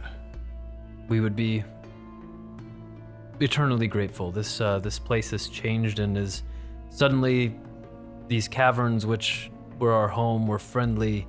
Suddenly they have become hostile to us. There is something we can bless you with as you go forward. It may be helpful to you. It may not be, but if you would be willing, we can grant you a bit of a charm as you go forward. Absolutely. I feel like we would welcome it. You'd be willing to take any help, I think. Good. Think. Cwistopher thinks wild magic made Cwistopher? Cwistopher maybe doesn't want to stop wild magic, but blessing sounds good. And so they beckon you forward. Okay, go ahead and stand here in the middle, and they kind of surround you, the three Flumphs, and they put their arms out, and this light starts to glow. They start to change colors rapidly, and you feel a surge of power as some protective spell kind of comes across you. I want all of you to roll a d12. 10. So we can go one by one with this. So 10. You, Nutmeg, you have immunity to psychic damage for 24 hours. Ugh. Roxy, I got a 2. a 2. You have immunity to bludgeoning damage for 24 Ooh. hours. Okay. And Cwistopher, 9. 9. You have immunity to poison damage. Right. And Illyrian, I also rolled a 9. a 9. You have immunity to poison damage as well. The Flumphs lower their arms, and they they thank you greatly for saving their lives and direct you towards the end of the cavern where it instead of rock and tunnel in front of you, you see a dark tunnel and a dark staircase that goes down. And they say, this is a new addition to our tunnel. I believe what you'll be looking for will be down this tunnel. Oh, bother. Before we all leave, Roxy would message to one of them, I think I owe you an apology. I think I misunderstood your kind when I first encountered the one that poisoned me, and I just want to say I'm sorry for ever being afraid of your kind, and thank you for this help on our quest. Apology accepted. I will say that the amount of fear and magic and change down here leaves us all scared and frightened, and so I thank you for that apology, but also would state there's no harm done. It reminds me of a good play I saw once. Oh, A Few Good Lizard Folk. A Few Good Lizard Folk. We do get some information on, different different literature from above. Such I can things bring are you a treasures script if among you'd us. like. Oh, that would be wonderful. Have we read a play? Have you read a play? And another one looks like they're communicating with the other, between each other, and he says, one of us has read a play before. That would be wonderful to have one in our collection. Oh my goodness, I will absolutely bring you back. I have so many. Oh my gosh. I'm okay. Yes, I will come back. Yes. Wow, what this a will gift. be great. What a gift. Thank you. You're so And very with that, welcome. we will Thank you. take a 5-minute break and come back. Whenever there's downtime in the podcast, you can just repeat me saying pause. We return back to the cavern after just fighting these mushroom warriors, which, Dylan, actually, these were reflavored critical crafting enemies. These were the coral-cursed coastal pirates. Nice. And cool. their full stat block includes the cutlass and the spine, which is like a paralytic spine, actually. So that's what it does. If it hits, then you actually get paralyzed with it. But reflavored, instead of this coral disease, it's more of a mushroom thing to fit the layer a little bit and have the spore grazer be part of that. So fun little tidbit there. But as you guys were talking with the Flumphs, you brought out your pearls of power, correct? And did you decide to divvy up the getting back spell slots up to level 3 with that? I think we're still holding on to 1 or 2. I don't need used to one. use mine yet.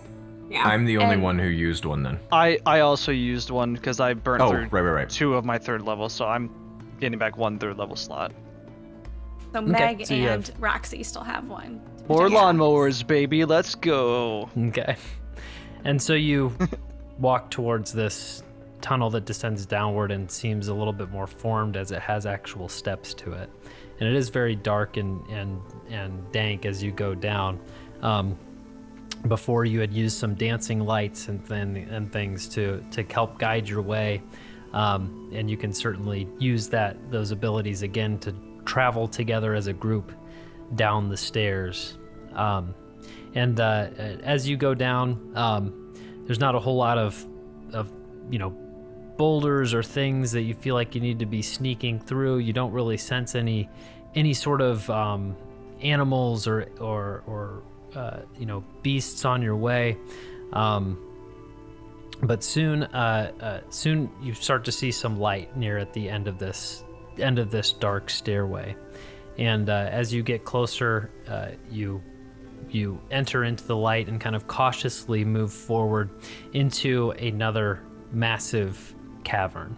And in this cavern, you see a few things. The first thing that you see is a group of adventurers in front of you that are sitting, kneeling, together, and you count about 15 just offhand.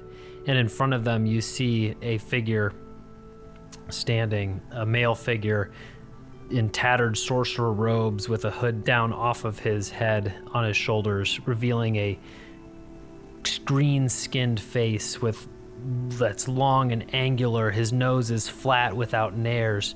His ears are long and pointed. He has no hair on his head, but on his face he has 3 separate long black beards kind of coming down off of his face. And his eyes are deep set and dark, and he is standing there. Beyond him is this massive shard, this giant, uncut diamond that has been punctured through the ground upward. It is crystal clear as you stare at this massive, beautiful, beautiful shard. You begin to see an ever-changing landscape of space and time, as if the entirety of the cosmos seems contained within it. And as you stare at it, you have trouble taking your eyes off of it. And everybody make a wisdom saving throw. You feel some wild magic inside you resonate with the area. You have advantage on this wisdom saving throw. Oh, thank God.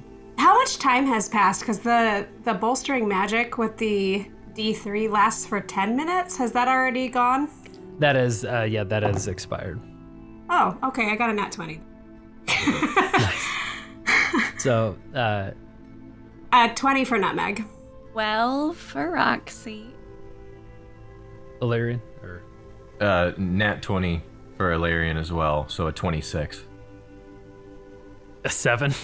7. A 7. So you all pass except for Cwistopher, unfortunately. Cwistopher, you are mesmerized, just absolutely staring at this shard, and you are paralyzed for the moment. Gems are sweeter than honey. No, Cwistopher. No. Yes, Cwistopher, no. Yes. Oh, no. Roxy just thinks his name is Cwistopher since he's only said Cwistopher. As you look forward, this figure, this green wizard sorcerer in front of you, looks up and says, some more followers, yes. Come forward, join us. Okay. I have a question, Kyle. Yes, go ahead. Do I have decent deception as someone who is performer-ish? Mm-hmm. Can I do an insight check maybe to see if I can quickly decide to pretend like I failed that save? Sure. Yeah, go ahead. Okay, that's a 13 insight. You're so you did roll an insight to see if you could. Well, I guess Right, I don't know right. how you want me to do that, but I guess I'm just not sure if Roxy would pick up on it fast enough, which is why I suggested an insight. But if you just want me to roll a straight deception, I can do that too. I'll say with that insight you're thinking about doing it, and so yeah, that it comes to your mind. So yeah, you can make a deception check if you'd like. Ooh, that's an 18. So you stand paralyzed and stare. You kind of see him do that, and you see Cwistopher do that as well. You're not sure if this has worked yet, but he is beckoning you forward. This guy, and you still have the will to move toward the. This is to Cwistopher. You still have the ability to move forward. You're not necessarily mind controlled by him at this point. It's not like you are moving out of your own accord, but you are mesmerized at the shard, and you can move toward the shard. If you want to obey him, you can. But you're not necessarily. He's not telling you have to do what he's saying. He would 100%. I mean, he just came alive today. He's 100%. So, yeah. He is moving towards this shard. Okay. Can Roxy hide that she's trying to message? I think she would message Meg and just be like, "I'm playing along. Don't worry." Okay. Yes, that works. We'll just say Okay. that you're able to do that. I'm not going to make you roll another deception for that. But you're able to do that. It doesn't seem like he has noticed anything with that. Alarian would not move forward. Okay. Not at all. And he says, the sorcerer looks as you, a couple of you, I guess. What is Nutmeg doing? Nutmeg would have initially started to kind of move forward after Cwistopher, but as soon as she got that message, she would kind of flutter backwards and stand next to Alarian, or float next to Alarian.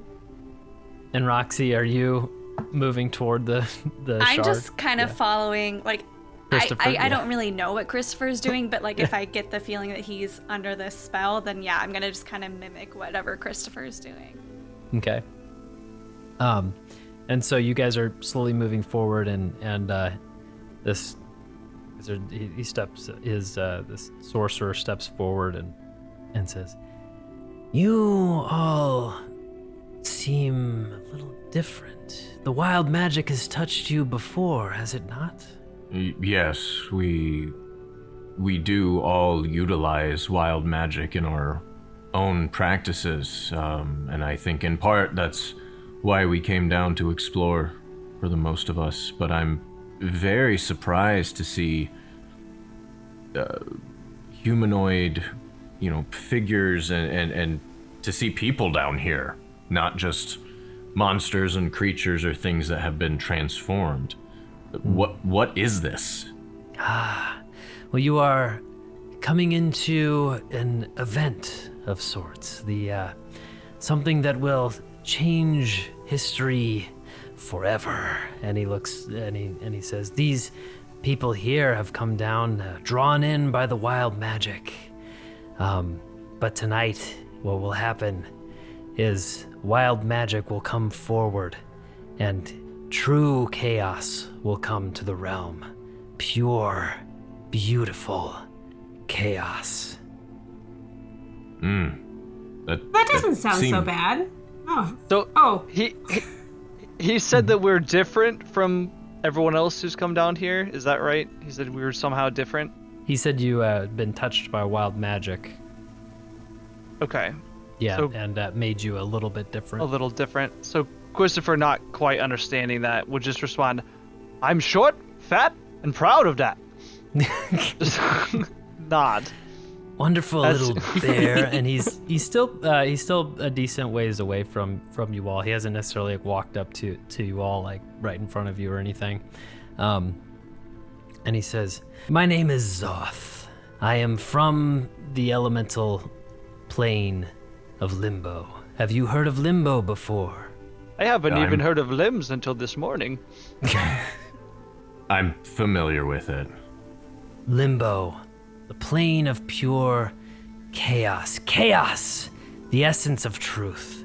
The only constant in this world, my friends, is change, and we can bring it forth in its most pure form, and we can have control over it. Alarian, that is your name? Yes. Wait, how do you know that? I sense that you have had connection to chaos before, or study it in some way. Is this... Yes, I travel the astral plane and study the void and study essentially what you are talking about, but the idea that you can control chaos is absurd. We can control it. I sense a power within you. We can do it together. To what end? What is your goal here? To bring chaos, to bring Limbo here, to Toril, to the material realm. If we bring it here, we can have power. We can control the world, the direction of things, and we can let it free. Let chaos spring forward. Let the wild magic take over. What you're describing isn't power. You're leveling the playing field. Everyone would be equally as unpowerful as everyone else. It is clear that wild magic cannot be controlled. If anyone who has spent any time down here can see that. Well, then maybe it's time that I show you. And he takes out this from his hand. He takes out this shard. It's a different color. It's like a green, red, brown. It's changing, shifting colors. And he takes it out and he walks up to the shard and he places it against the shard.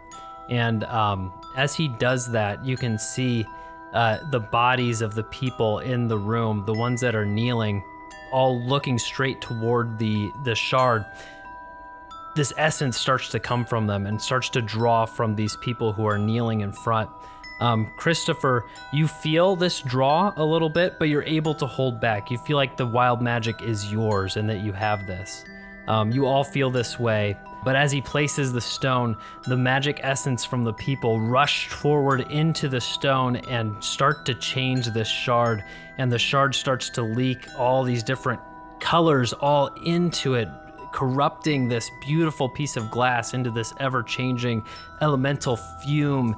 And suddenly there is a burst of wild magic, like a bomb erupting, and goes outward. And this the cave, which is circular, a spherical cave, all of a sudden the walls start to shatter and break apart and start to flow around. And what you now find is that this shard has created this spherical portal. You look down and below you see this, an ocean of water flowing that turns into ice, that turns into fire. You see mountains flying around you and realize that you are now on this floating island. These people in the middle, their magic has been drawn out of them and their bodies fall flat against the ground as you look around and see that the world has been changed, and now you are floating on an island of rock surrounded by absolute chaos. And he with his hand on the shard, he takes it off and he says, "See, this is what we are looking for. This is chaos. This is wild magic. This is power." And he lifts off and he rises in the air. "Soon this portal will expand, consuming the entire world, and we can make it what we want. Finally, I can have power." So Cwistopher would pull on Illyrian's sleeve or cloak again, and looking up, he'd just say, "Sometimes the smallest things take up the most room in your heart, Illyrian. Chaos seems a small price to pay for freedom. Wild magic made Cwistopher.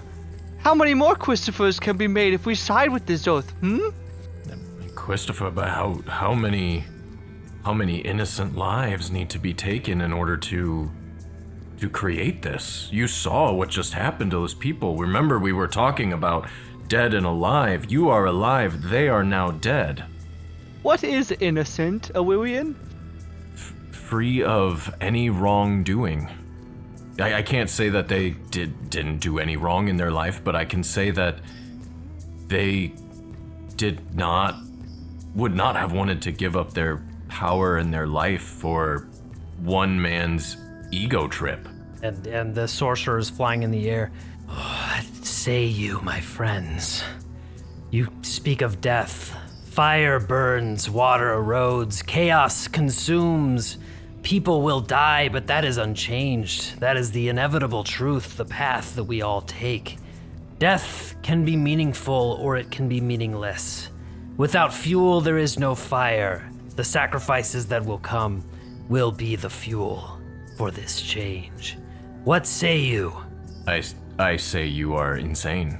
I say that you have completely lost your mind and that trying to control chaos will only result in a loss of everything that you and I and everyone here holds dear. "Then you can join the others!" And he casts this spell forward, and this elemental springs from his hand. It's a wind air elemental that spins like a tornado in the middle of this platform, and then turns into fire, and then turns into water and rock, and soon it's a spinning elemental of all four elements. And you stare forward, and the elemental moves to attack, and everybody roll for initiative! Oh, come on! Cwistopher becomes a agent of chaos, and Right. that is terrifying. He's already there. I can see that. a little coming. concerned about what might happen here because he is still enamored with the crystal thing. So I'm not sure how that's gonna play out. But he got a terrible initiative roll. I'm rolling horribly tonight, as always. That's why I'm normally the DM. Everyone loves that. Nutmeg got a 13. Well, Roxy didn't roll great. She got a 5. And Ilarion, you got a 17? Yep. And Cwistopher. With my +3, I got a 6. What up? Damn it, I wanted to go for Christopher. So as this elemental forms, you can see that the landscape has changed. You are on this platform that's roughly 100 foot in diameter. And this elemental is in the center. You guys are on one edge of this platform. You can see swirling elements all around you, and the crystal has raised up in the center. It's no longer attached on the ground, but 50 feet above the sky is this massive diamond that is swirling with this elemental energy. And first up is the elemental. Going to roll to see which form it's going to take. And the elemental swirls and turns into this earthen energy. It's about 10 feet tall form of stone and moves forward and is going to hit at Nutmeg. And it's going to use a slam attack for an 18 to hit. Hit. And you will take 18 points of damage from that. And the second is a 23 to hit. Yeah, that hits. Oh boy. And 13 points of damage. And that was bludgeoning damage. Cool. And that is its turn. Ilarion, you are up. Okay. How's Nutmeg looking after that Oh, hit? bloody. Is that a sizable hit for you? Yeah, no, that was, I'm down to 27 out of 59. I mean, yeah. Okay. You being our big damage dealer. Although, don't get me wrong, Roxy, you set him up, Roxy knocks him down. That's right, baby. You're right next to me, aren't you? Yeah, I'm flying right next to you. Okay, then I will just reach my hand out and cast Cure Wounds on you. And I will go ahead and cast it at a 3rd level. And heal you for 23. Oh, you're the best. Sweet. As you cast the spell, you realize that the wild magic is at its most potent. Oh, and no. where you would usually have to roll for your wild magic surges, it is now going to happen with every spell that you cast. No! And so I'm going to need you to roll your wild magic surge for your Curse you. for your cure wounds. All right, here it amazing. comes. 23. All right, every time I attempt to speak, bubbles will float out of my mouth instead. When the bubbles are popped, loud opera music can be heard within 100 feet of you, and this lasts for 2d10 minutes. Oh, man. Okay. 2d10. Oh my god, that's so long. I know. Yeah, that's 13 minutes. Yeah, so you're now speaking in bubbles. Loud opera music. Nice. Benevolent, Roxy kind, loves this. amazing DM. You How can does this still use affect your- my verbal spells? You're gonna try it, and it's still verbal some verbal You would sing. components. You will be Yeah. able to still cast with this. Okay. You're still able to make noise in some way. I'm the spell, doing- that portion of it will delay for a second and have to be popped with the opera magic. So with that sound. So Okay. All right. great. Anything else for your turn? No. Amazing. Zoth, he is going to fly up, and he is going to target Roxy and Cwistopher and Ilarion with 3 arcane bursts, and he is going to throw the first one at Roxy for 19 to hit. Shield. Shield, okay. I cast shield. And that raises your AC by 5. It sure does. So does that hit or miss? What was it? 19. Miss. Misses. I'm now a 20. Good. And that lasts for the whole round. Cool. Is that a separate attack for each of us then? What you was say? that, Dylan? Is it a separate attack then for each of us, or is it the same, like DC It's or gonna whatever? be that was his first one. He has a multi-attack with this arcane burst ability. Got it. And so that was poison damage that was going to hit you and puffs away. His second one, he targets Cwistopher. I'm also using shield? Okay. Well, you can wait to first see you gotta till see if it he hits. hits. And so Fair enough. and so he tries to hit for a 25 to hit. Yeah, well, it's not going to help no matter what. So Shield's not gonna help. And Nope. he's going to throw it. It hits you with thunder. It's a thunder damage. Boom! Smacks you in the face. how dare he? And that's gonna do quite a bit to you. That's gonna do Oh, dear. 29 damage to you. Oh, Cwistopher down. He's already down. That was Well, bad. I guess we don't have to worry about him turning evil on us.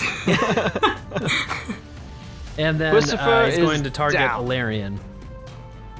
And at Alarian, he rolls. Oh, he's rolling so well. A 24 to hit. Yep. What's your AC? 19. And he casts this forward, and it's like spinning blades that ricochet forward, that spread out at you and slash at you. And that's going to be 15 points of damage. All right. And that was his turn. He is floating in the air about 30 feet away from you guys. Nutmeg. Nutmeg looks at Cwistopher's body in horror and flies directly towards the sorcerer and goes into a rage. 78. Until my rage ends, I gain a +2 bonus to AC, and whenever a creature within 10 feet of you hits you with an attack, that creature takes force damage equal to my con modifier. So I'll deal just basically the modifier. So 2 force damage every time I'm hit in close proximity. Okay, nice. Okay, and then I am scared, so I am going to reckless attack. That'd be a 24 to hit. That hits. 11 damage for the first attack. Woo! And the second one is a nat 20. Nice. Do you get the force damage on the first hit? On each hit? So that's if I'm hit. So if someone if you're hits hit. me. Okay, gotcha. 19 damage, bludgeoning damage for the second attack. Oof. You smack him a couple ones on that with that rolling pin, and this guy does a lot of damage, and you're beating him up pretty good, so he may not have a whole lot of health. I'm hoping he's real squishy. Nutmeg, that was anything else for your turn, Nutmeg? No, I think that's it. Okay. Cwistopher. I'm going to make a death save. Na. Roll. Failure. Ooh. Cwistopher is dying. You take a 1 death save. Poor Cwistopher. Roxy, you're up. Okay. Okay.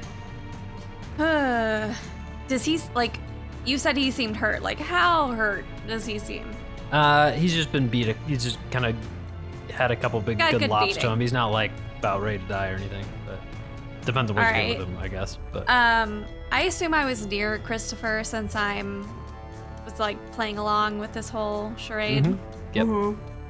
I will just put myself in Oh. physical barrier of Cwistopher, so that like he doesn't have line of sight on Cwistopher. I'm going to cast 3rd level blindness deafness, and I'm going to try to blind him. Okay.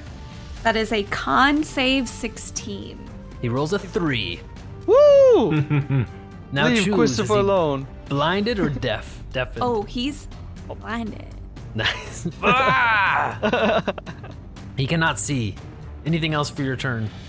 I will, because I haven't used any yet, and I want to use some sorcery point. 1 sorcery point to quicken spell. Oh wait, actually, sorry. Before you do that, you need to roll on the Wild Surge because you cast a spell. So. That's a 78, which is... That's what I just rolled. That Wins. really? Everyone around you That's dies. happened twice this episode. I know, it's weird. Okay, you cast polymorph on yourself. No! Well, if maybe you fail the yes. saving throw, you turn into a sheep. Oh, sheep, what's your saving throw? I don't know. What is It's it? just if you fail the saving throw. Is it It's my your spell spellcasting save. modifier? Yeah, it's your spell save. Bad. That's just mean. This Okay. is bad. Oh, this is really bad. This is bad. Oh my god, this is so bad. Okay, what's the saving throw for polymorph? Wisdom. Okay, I'm good at that. Wisdom saving throw. No, I'm not. No, I'm not. Okay, we'll see what this. Oh god, I have to roll a 16 or higher. You're gonna do it. Okay. Here it goes. Okay. Oh, I'm so nervous. This is not gonna go well. That's a natural 20! Not 20! Oh my god, I can hear her screaming upstairs. I'm so sorry. That's probably blowing at the mic. You feel the polymorph coming on you, and you're like, can I be a sheep? I can take on that role. And then you say, no, I cannot. I am not, I'm a, not sheep. a sheep. I am not a sheep. I am not sheeple. I have my own thoughts. I am not a sheep. Okay. Okay, back to what I was thinking of doing. 2 sorcery points. Yeah. Quicken spell. I'm gonna cast a cantrip on this dude, and I'm going to roll for firebolt. That's not good at all. That's an 11. 11 does not hit, unfortunately. All right, well, I don't do that, but I spend 2 sorcery points, and that's Well, my isn't since turn. he blinded, you get advantage, right? Oh, yes, that's true. He's blinded. You get advantage. That is true. Oh, that's an 18. 18 hits. Ooh, 14. 14 damage with the firebolt. Yeah. Ooh, that's a Yeah, I rolled cantrip, well. right? Yeah. Nice. You hit him, and he singes, burns pretty good, and thrashes back. He's blinded and he's burning. That is anything else for your turn? That is my turn. It's a pretty good turn. At the bottom of the initiative is where we were. There is going to be a layer action. As you look around at this chaos everywhere, air starts to shift. The chaos of the world is swirling around, and the platform that you're standing on starts to tip, and it starts to tip forward. And all of you start to feel like you're starting to slip. And as you start to slip, you try to grab onto something. Everyone, give me a strength saving throw. So if Except I was, for you're flying, you're Yeah, good. You don't yeah. need to. Everybody who's Oh. standing. Bad. That's a 7. Oh, and you're actually unconscious right now, aren't you, Cwistopher? Yep. Fail. Insta fail. Instant fail. Okay, so you I can use 1 sorcery point to re-roll. what? Yeah. Do you have to? You probably have to roll before you know the outcome. Yeah, probably. Oh, do I want to? I'm pretty full on health right now. I'm gonna save it, I think. Okay. I'm gonna save it. Okay. And Alarian, what did you roll? A natural 1. No, I rolled a nat 2. Oh, minus Strength 1 is -1, so this Kyle, is a that's dirty a- one. It's a modified one. a modified 1. Well, the DC was 10. And so as this platform tips, Cwistopher, you fall and you find yourself ledged at the bottom of this platform, which is now vertical. You are on a ledge that is just barely there. And you two, you try to scramble, try to grab onto something, but find yourself sliding all the way down to the very edge of this now vertical platform. The sorcerer is flying around. The elemental is there too. The elemental sees what's going on, takes its rock form, and shifts and turns into this lava, this swirling hot lava, and then eventually burns away all the rock and becomes fire. And it is floating at where you guys were.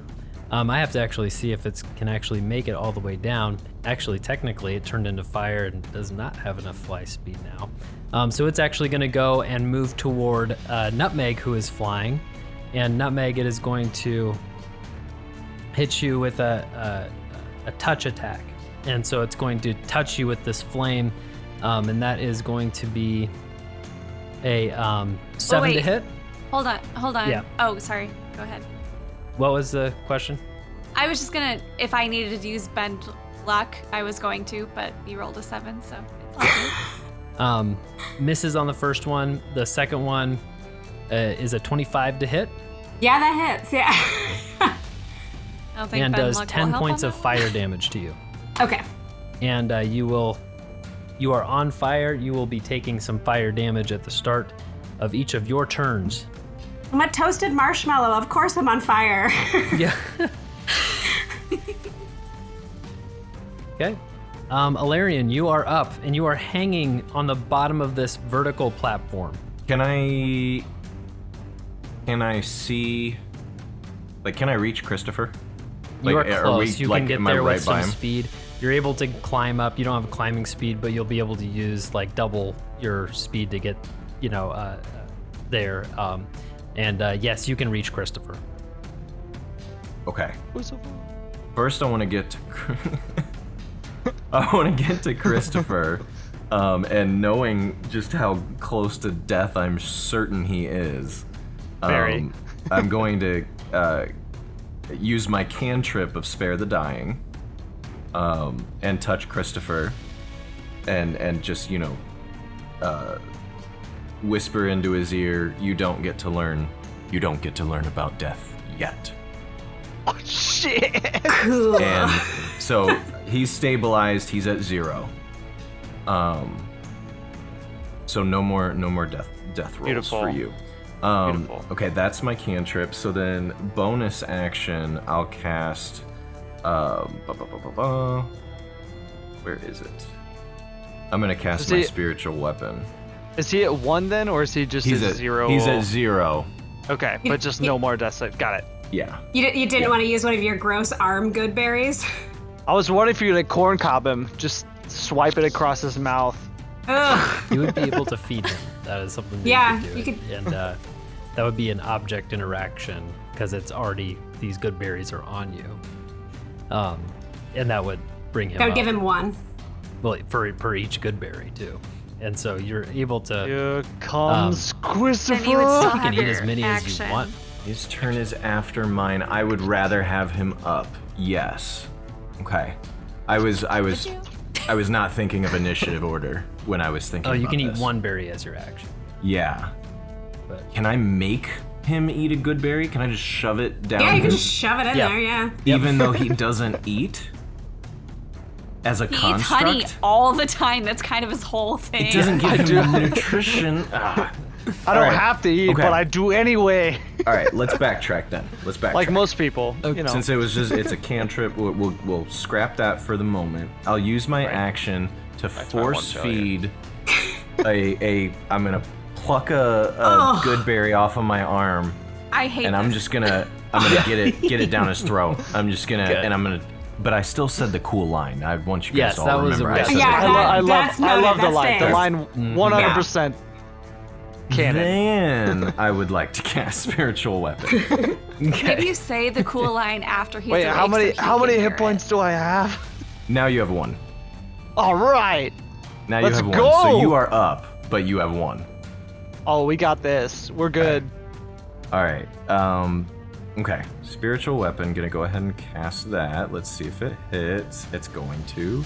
And I'm going at Zorn, by the way. okay. Was that his name? Zoth. Zoth. A 24 to hit Zoth with my spiritual That weapon. hits Zoth. Yes.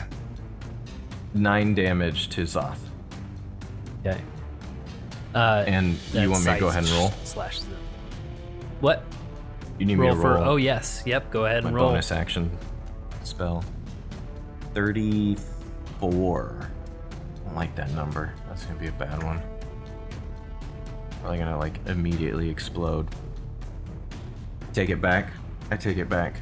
A warm breeze embraces you. You are healed for 2d8 points. Ooh. Okay, very nice. And go ahead and take Nice that. little wild magic. Take that healing. I like mild magic. Okay, that's the end of my turn. Okay. Zoth. He is floating in front of Nutmeg, who is flying next to him, and he is going to use an ability, a bonus action, to teleport away. He's blinded. He can't see. He knows he's getting hit. He just tries to get out of the way.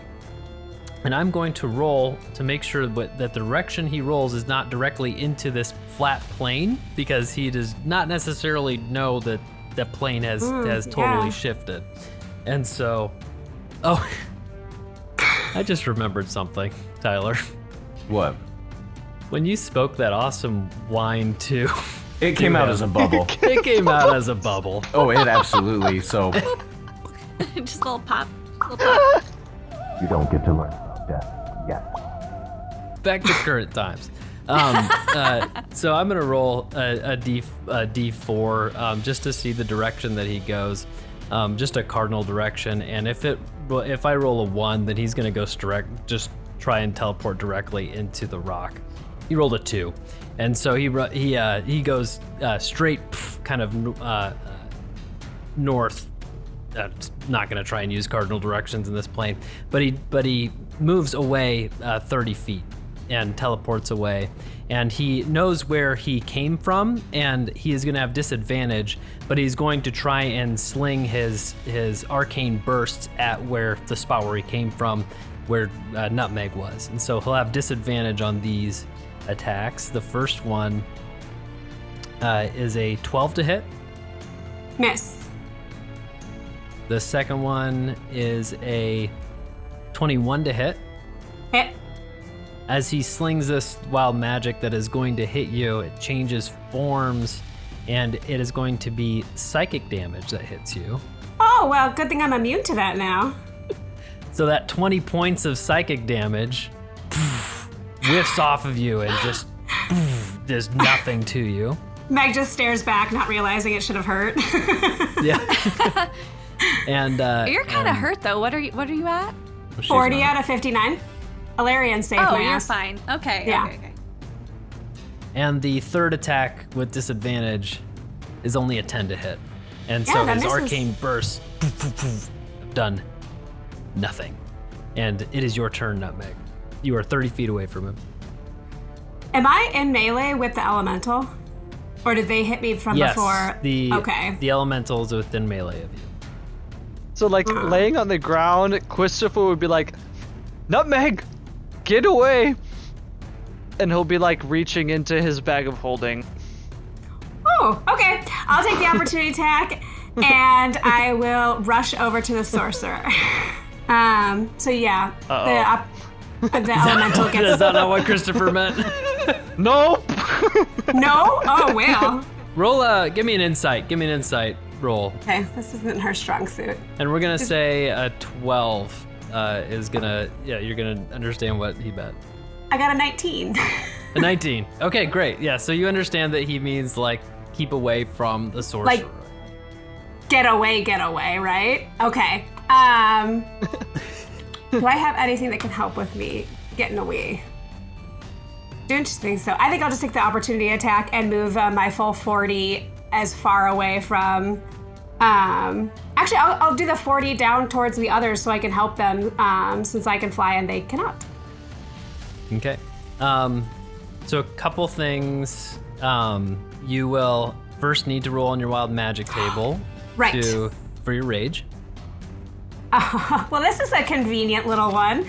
74. Until your rage ends, your movement speed increases by 10. And I don't provoke opportunity attacks. Nice. All right. Perfect. You are going to amazing. take a little bit of fire damage because you are still on fire from that first touch. You take 9 points of fire damage. Girl, Just like And a then comet. you are able to leave the area. Yeah, I am like a comet, just shoot like a flaming marshmallow that's been launched through the air. Roxy's gonna write a poem about this later. Anything else for your turn? Okay, so that was my movement. Am I down to any, like, could I use, I guess, my, like, action to give the help action to one of them? We'll say Roxy, with, like, if, like, they need to do a save again to not fall off of this, disc. You could help stabilize her on the rock if you'd like to do that. Okay, I'll do that. Kind of make sure that she's not gonna fall off. Yeah. So. Greatly appreciated. Good. Cwistopher, you're up. Oh god. Okay. So Cwistopher will pull forth a wand of fireballs. And he's going to expend all 7 charges from this thing. Assuming that the sorcerer is 150 feet away or within Yes. okay, so he's going to use all 7 charges from this thing. He's going to shout, "Awirian said you would destroy all we hold dear. You will destroy honey. Cwistopher will destroy you." And all of his 3 eyes kind of like narrow, or like his buttons, if it's just buttons, glisten with a murderous light. And he just launches a supercharged fireball at this guy. So the DC is 15. It is 14d6. And if he succeeds, it's half the damage on that. And he's blinded right now. So he's got disadvantage to this saving throw. And God. Is it a dexterity? Is that what you said? Yeah, dex. What's your save, Cwistopher? So for the wand, it is a 15. He rolls an 11. 4, 5, Roll the 6, 7, damage. 8, 9, 10, 11, 12, 13, 14. That would be 47 fire damage. You launch the fireball, and this flaming, giant, massive fireball form fires at him. The fire elemental is even scared and tries to move out of the way even further. It's not really in the range, but it just is scared of it as this fireball smacks Zoth in the face and explodes, and you just see his body is 1,000 different ways scattered among these giant mountains, these oceans flowing, and the platform starts to tip back to normal.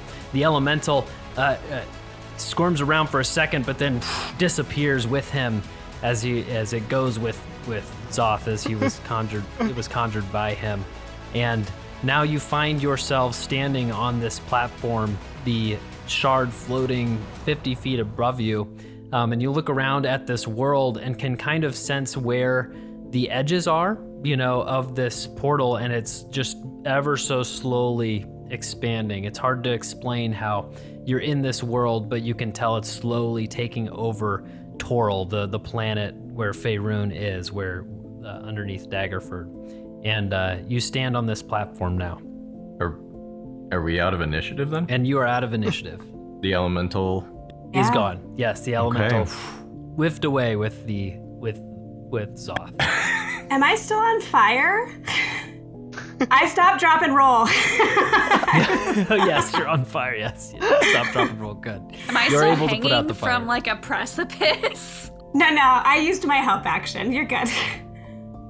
Woo. Yeah, the platform had tipped back to flat, Okay. and so you guys are all flat on the platform. Cwistopher,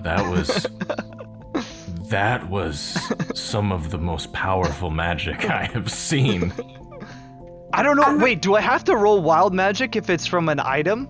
Because if so, I would have to roll I on was the thinking, wild. and no, I decided before that when you said that was your item, I was gonna not have to have you roll the wild magic. All right, on that. just wanted Because to make sure I wasn't gonna summon like a hailstorm of goats or something.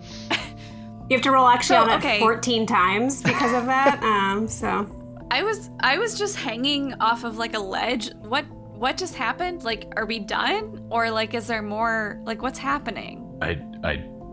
Cwistopher saved us.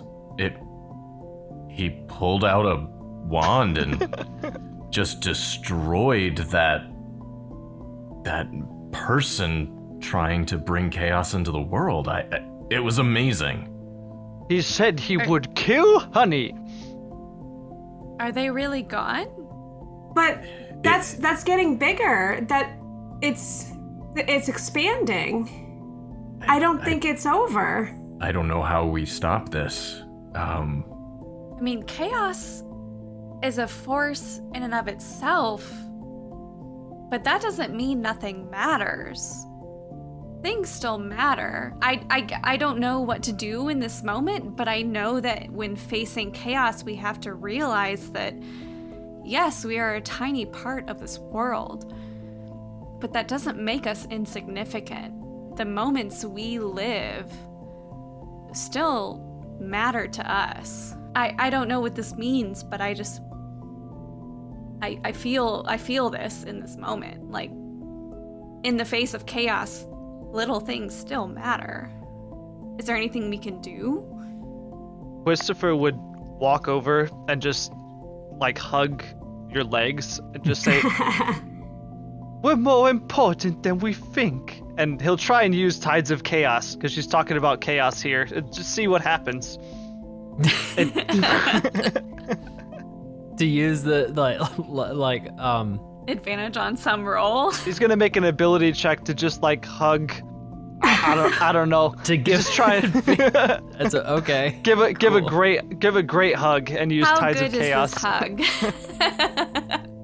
hug? Yes. What would be the roll for giving a hug? In the face of chaos and, insignificance in the universe, Kyle, what kind of roll is that?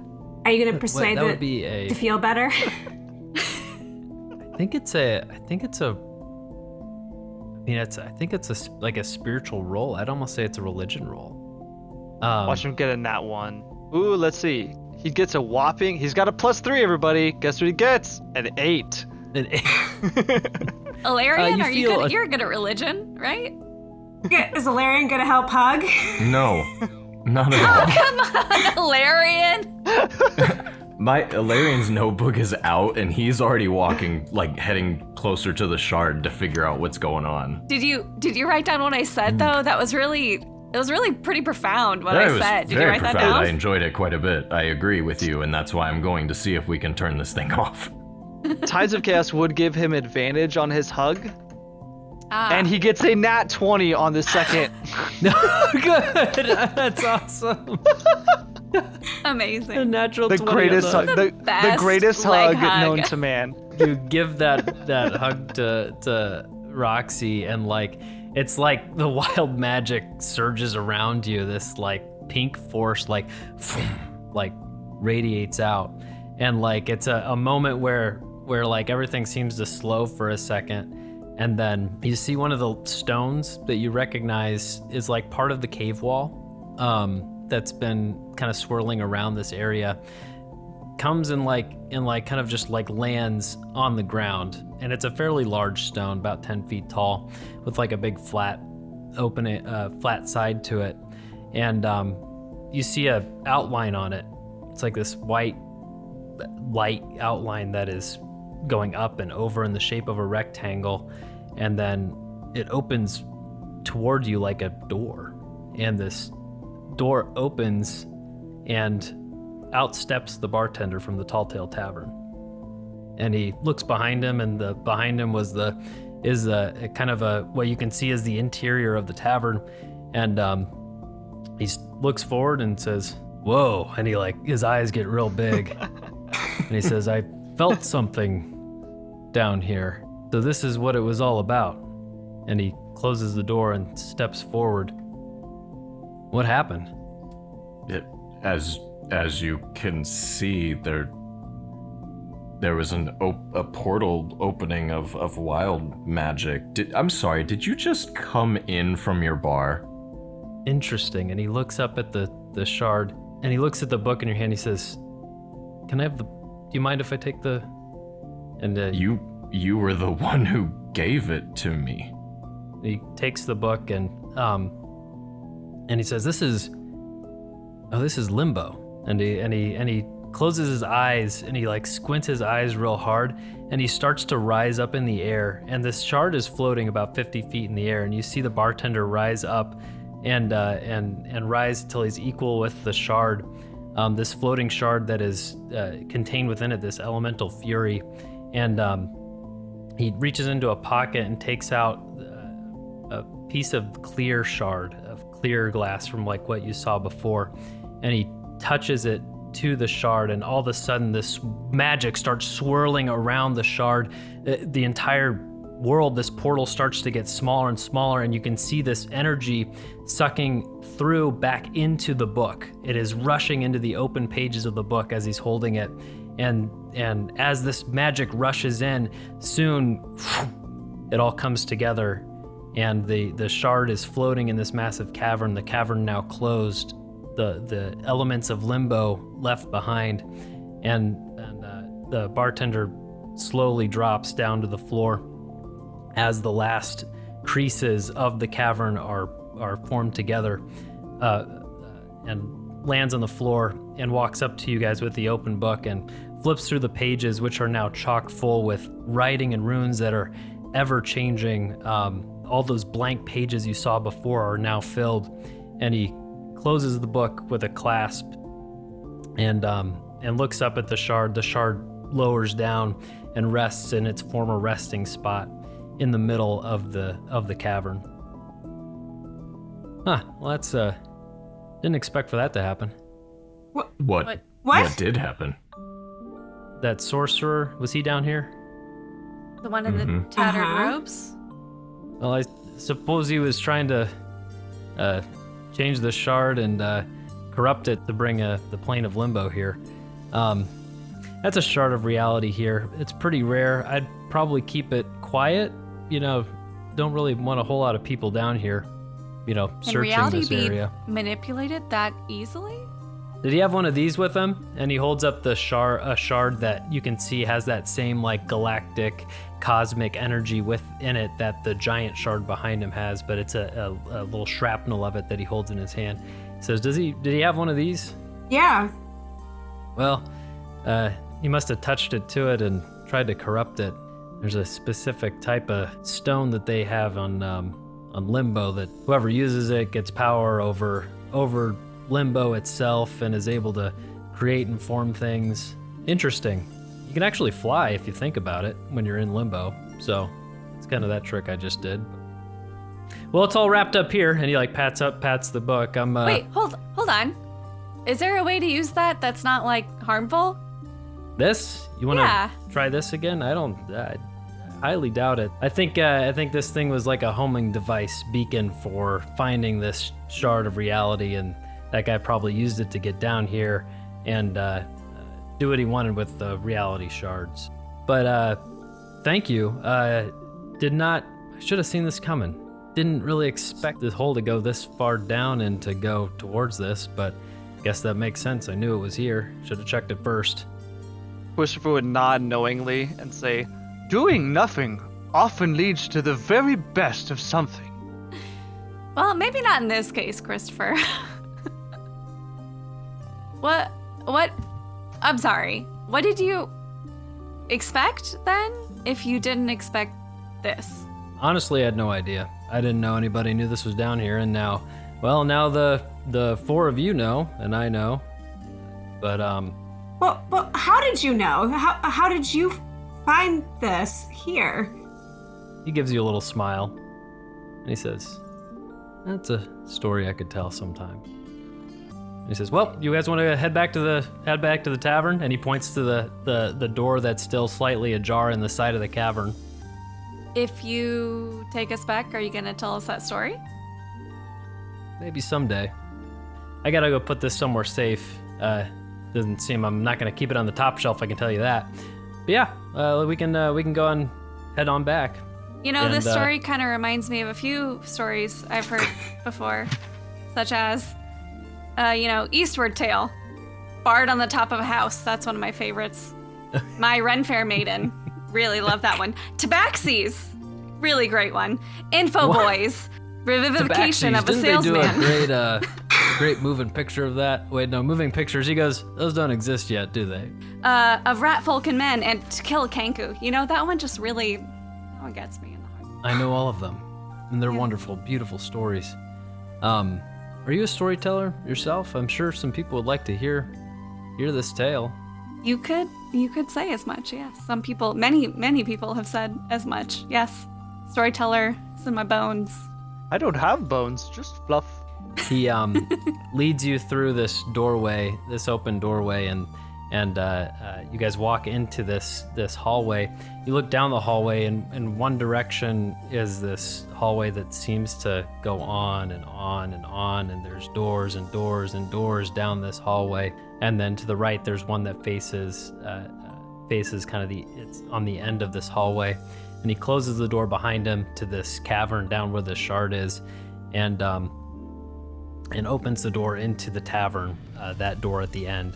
And you walk in and see some patrons in there, and you see this wild assortment of things in the room. You know, the floorboards had changed color and changed terrain. Things are starting to kind of change back, you know, slowly but surely. A lot of the wild magic changes are leaving to some regard. You see that it doesn't go away completely. Some of those panels on the floor still have a little bit of grass on them. The chair that was floating before is now floating just an inch off the ground instead of all the way to the top. Cwistopher, you wonder for a second, is this gonna change me? And you walk through and look at your hands and don't notice any change as the wild magic seems to lift off of the town. Whew. And the bartender walks in and he says, "Hey, I think we got a nice story if anybody would like to hear it." And he points to you, Roxy. I would love to tell a story within this tavern for whoever would like to listen. Ilarion would absolutely be like, Meg, Cwistopher, can I offer you guys maybe some honey mead or ale? Gladly. Maybe a half a pouring for Cwistopher for the honey He's gonna mead. love this. He's small now. He's twice his size. He can go for even more Yeah. honey. It's me that's shrunk. The bartender says, "Absolutely. I'll be right there with your drinks." And you guys sit down at a table, a circle table. Roxy's against the bar and starts speaking to the audience as you guys relax. The camera pulls out as Roxy tells the story of the Sorcerer's Appendix. And that is where we will stop. That concludes our 9th adventure in the Talltale Tavern. So thank you to all the players this week, Tyler, Dylan, Brooke, and Becca. Their socials can be found in the description. If you want to see the video of the episode, it will be up on our YouTube. Follow us at Talltale Tavern Podcast on Instagram, YouTube, and TikTok. If you like us, give us one of those good 5-star reviews. Join our Discord too. Thank you to Tyler Adelsperger for our music. Thank you to Zaezar for our artwork. And with that, we will see you next time at the Talltale Tavern.